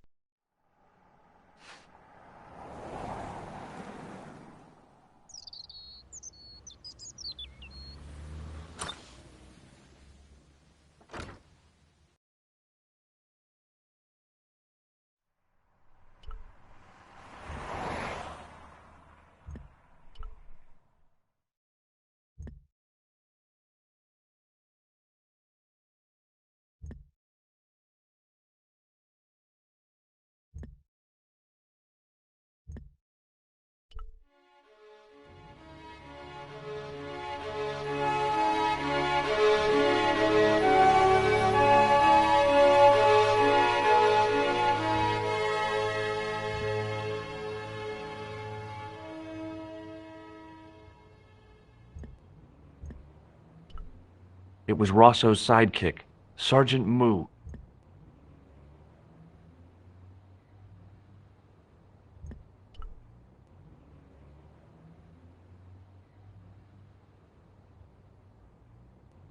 Excuse me?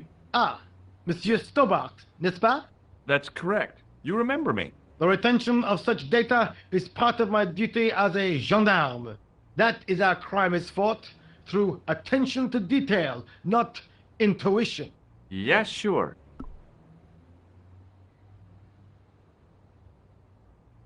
Is Rosso here? Yes, he is. You wish to speak to him?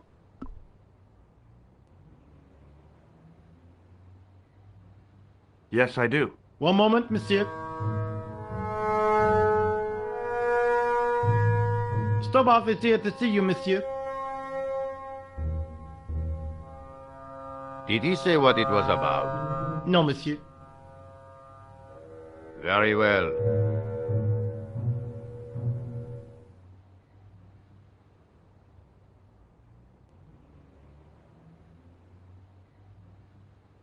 Hi, Inspector. Remember me?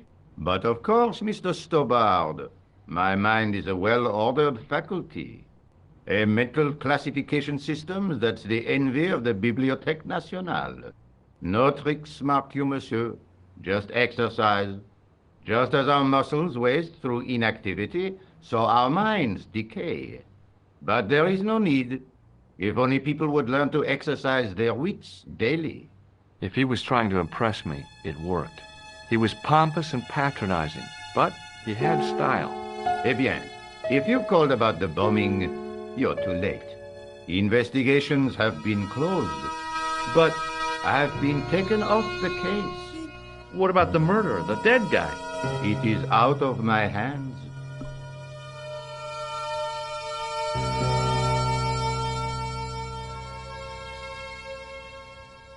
Did you find out the ID of the guy who was killed in the explosion? I already knew who he was. I heard that the bomb victim's name was Plantar. Your sources are reliable. He was a big shot at the Treasury, wasn't he? Maybe that's why you've been taken off the case.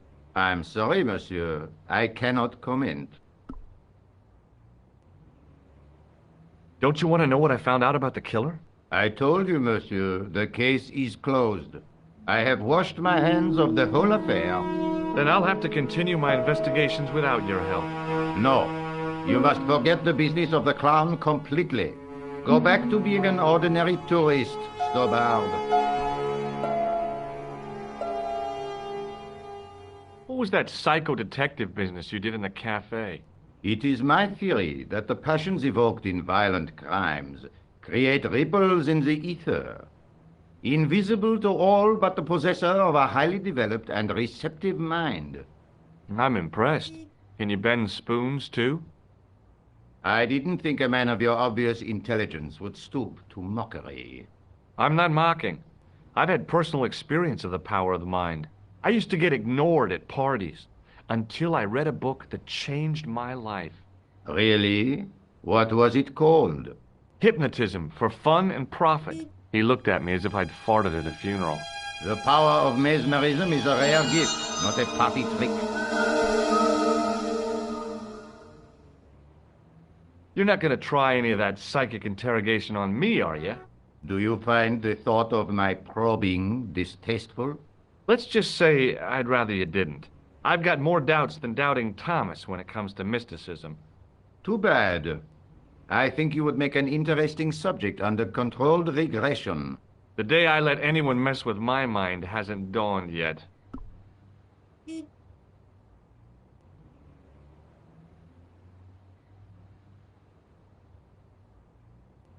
Does this red nose mean anything to you? I'd imagine it means you have not given up your pursuit of the clown. You're absolutely right.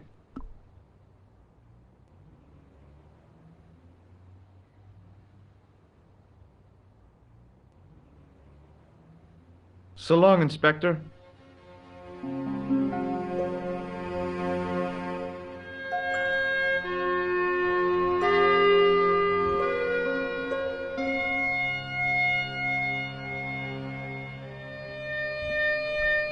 Excuse me. What do you want now?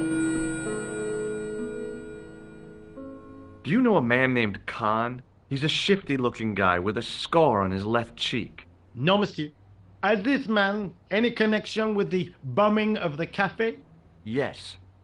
I believe Khan was the name he used when he hired the clown costume.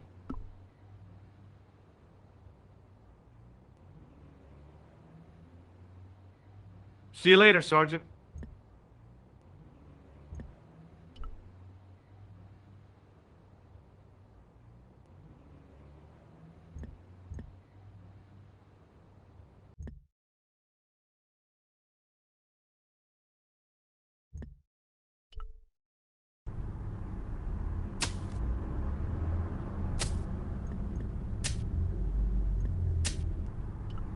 The muscular workman wore a morose expression, like a silent warning to leave him to get on with his job.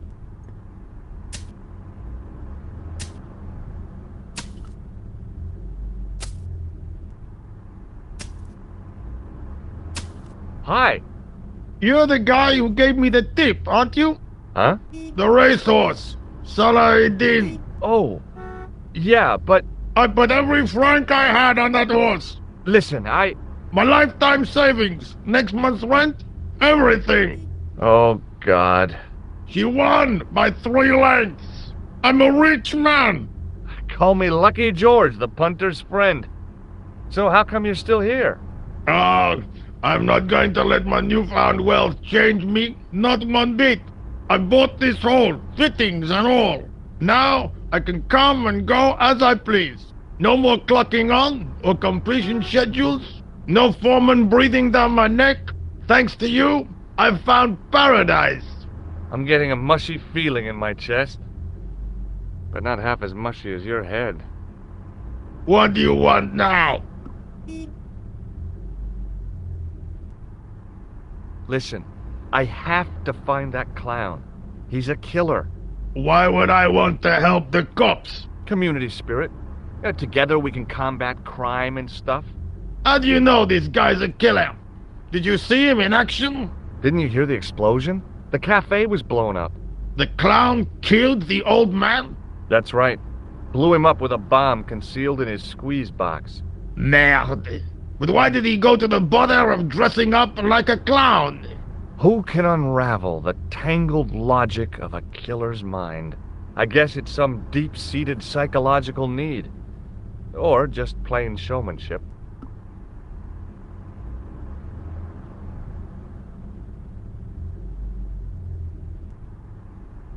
I borrowed this tool from you while you were gone. Keep it! I can afford to buy a new set now.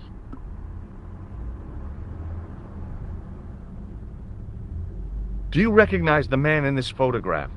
No, I don't. I gotta go. Don't let me keep you.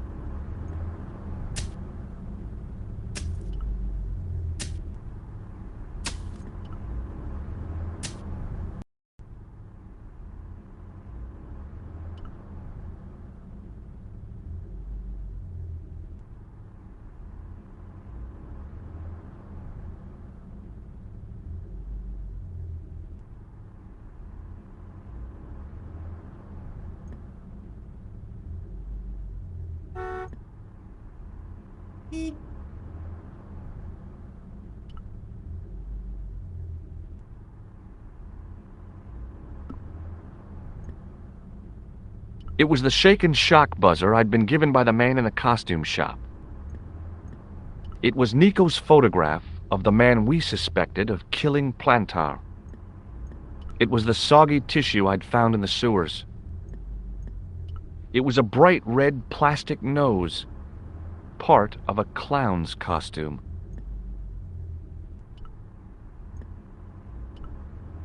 That is not a good idea.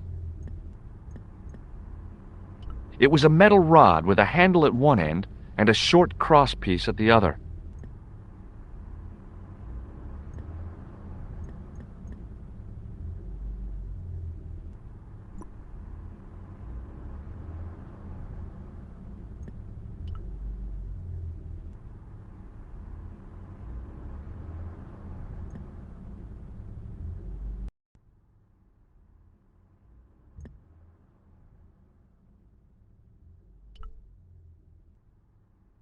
I decided I'd had enough of messing with that drain pipe.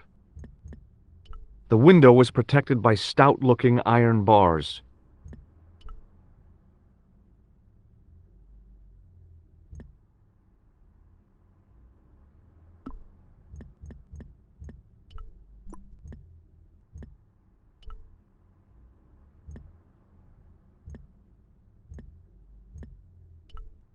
It was a battered old trash can.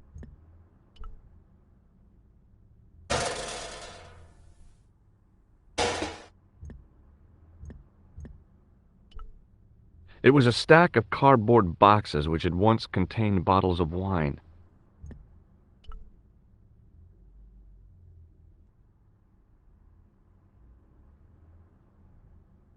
I examined the boxes closely. They were damp and smelly and decidedly empty. It was a battered old trash can. I'd had it with sticking my nose into French trash cans. I wondered what else lurked in the depths of that trash can. I'd had it with sticking my nose into French trash cans.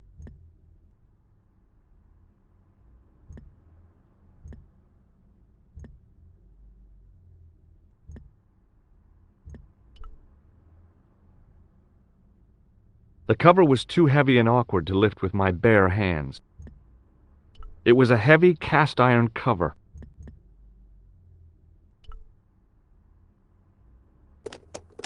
There was nothing of interest.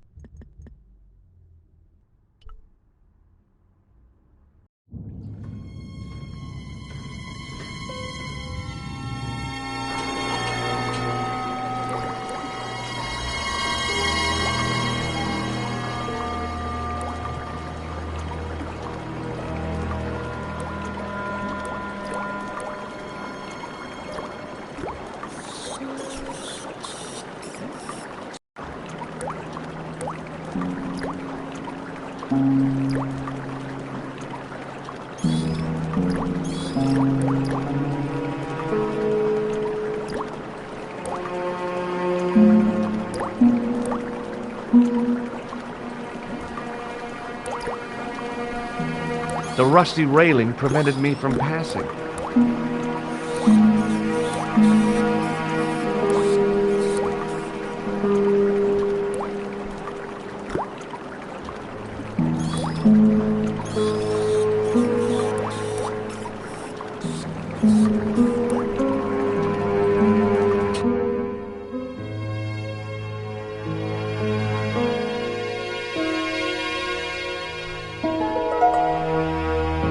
fountain had probably been attractive at one time, but now it looked like an old stained urinal. The fountain had probably been attractive at one time, but now it looked like an old stained urinal. The fountain had probably been attractive at one time, but now it looked like an old stained urinal. It looked like some kind of antiquated invalid carriage, with passenger seats. The door was locked.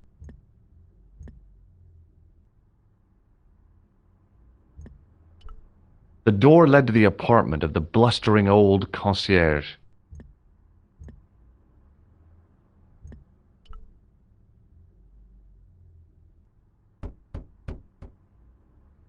Hello again. Yes, Inspector.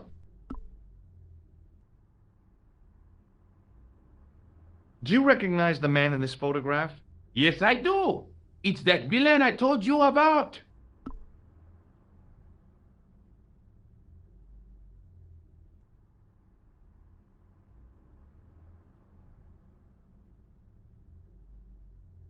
Shake my hand. Go on, shake it. You're joking, aren't you? Nothing personal, but you've been mucking about down this sewer. I have to be going.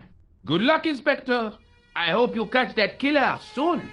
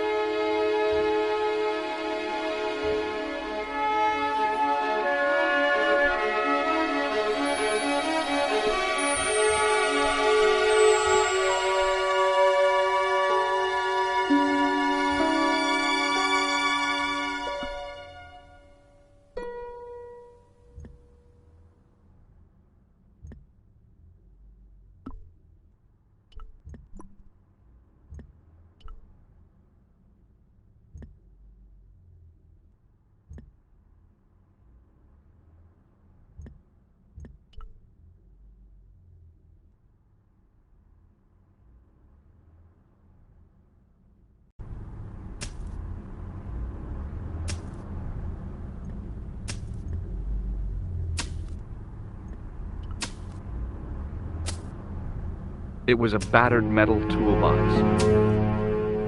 The toolbox didn't contain anything else I needed.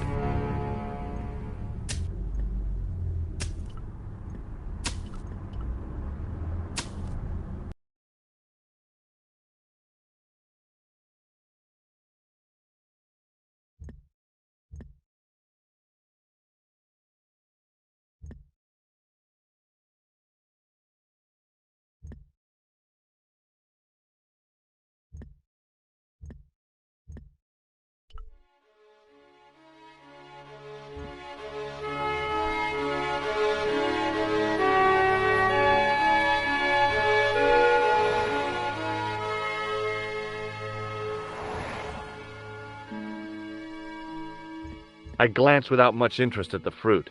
It was dusty, shriveled, and tired looking.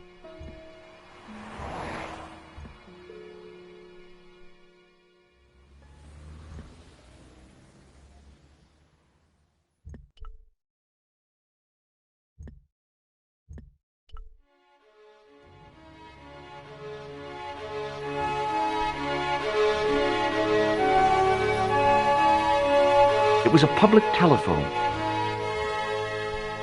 It was a public telephone. It was Rosso's sidekick, Sergeant Moo.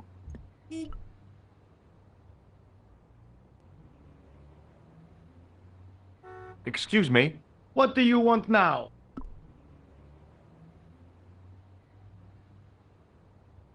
Do you recognize the man in this photograph? No, monsieur. It's the guy who bombed the cafe. The clown. This man looks nothing like a clown. He's taken off his grease paint and costume. Then there is nothing to link this man with the killing. Nothing? Look at those murderous eyes. Hardly likely to get him convicted.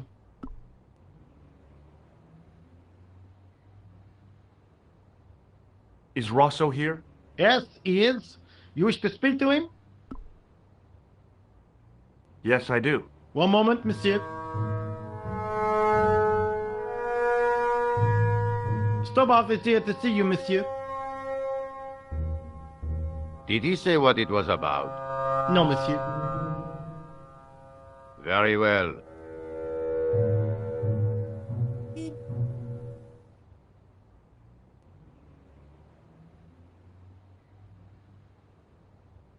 What now, monsieur? Do you recognize the man in this photograph? No. It's the face of a killer. The man who bombed the cafe? The photograph was taken soon after the explosion. He'd escaped through the sewers, leaving a trail of clues behind him. Circumstantial evidence, Stobart. None of it proves a thing.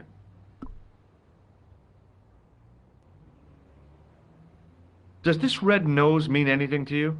I'd imagine it means you have not given up your pursuit of the clown. You're absolutely right. I found this tissue in the sewer. It would have been best if you'd left it there. Did I show you this photograph? Oui? You're still convinced he is the killer? Absolutely.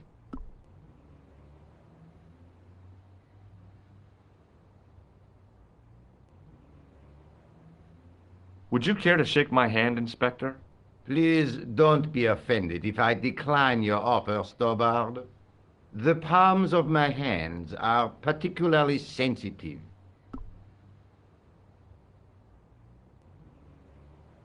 What do you make of this, Rosso? It is a tool for gaining access to sewers. So long, Inspector.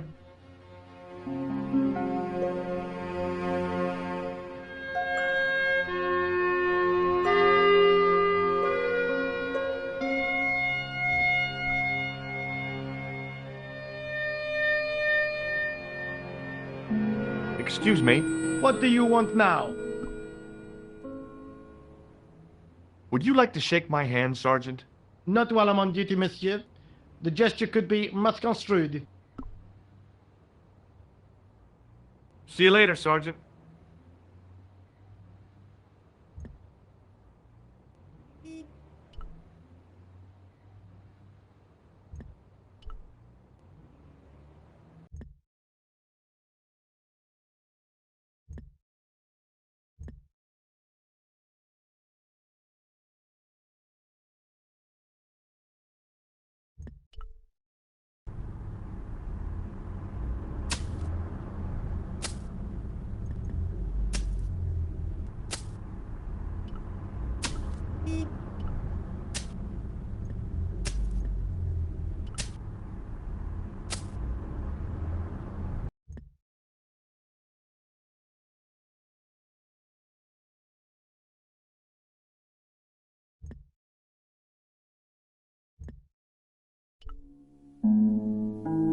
Hello? Who is this? It's George Stobart again. What now?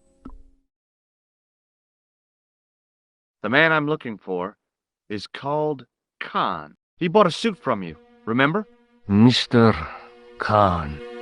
Yes, I remember him. Yes, I delivered the suit to his hotel. The Hotel Ubu. I don't remember the room number. It was upstairs. The second room on the right-hand side of the corridor. Thanks, Todrick. That's all I wanted to know. Now I've got you, Mr. Clown.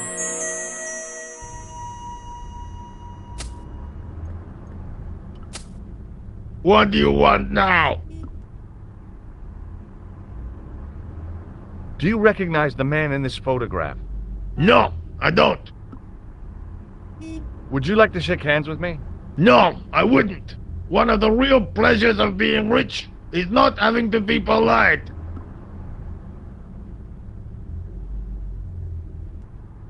I gotta go. Don't let me keep you. The muscular workman wore a morose expression, like a silent warning to leave him to get on with his job.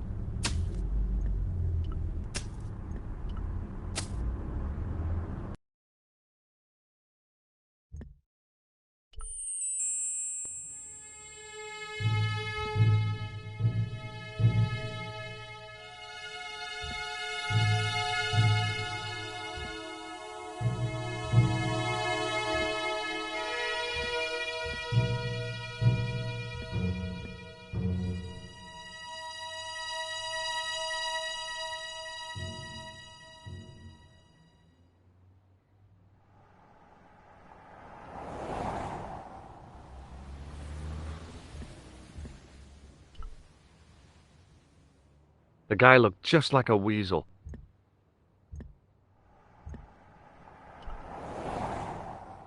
The man looked like an amiable Bigfoot.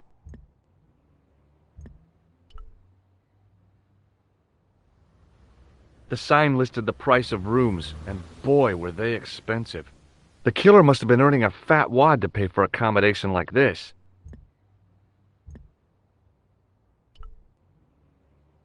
The lobby was quiet, almost deserted.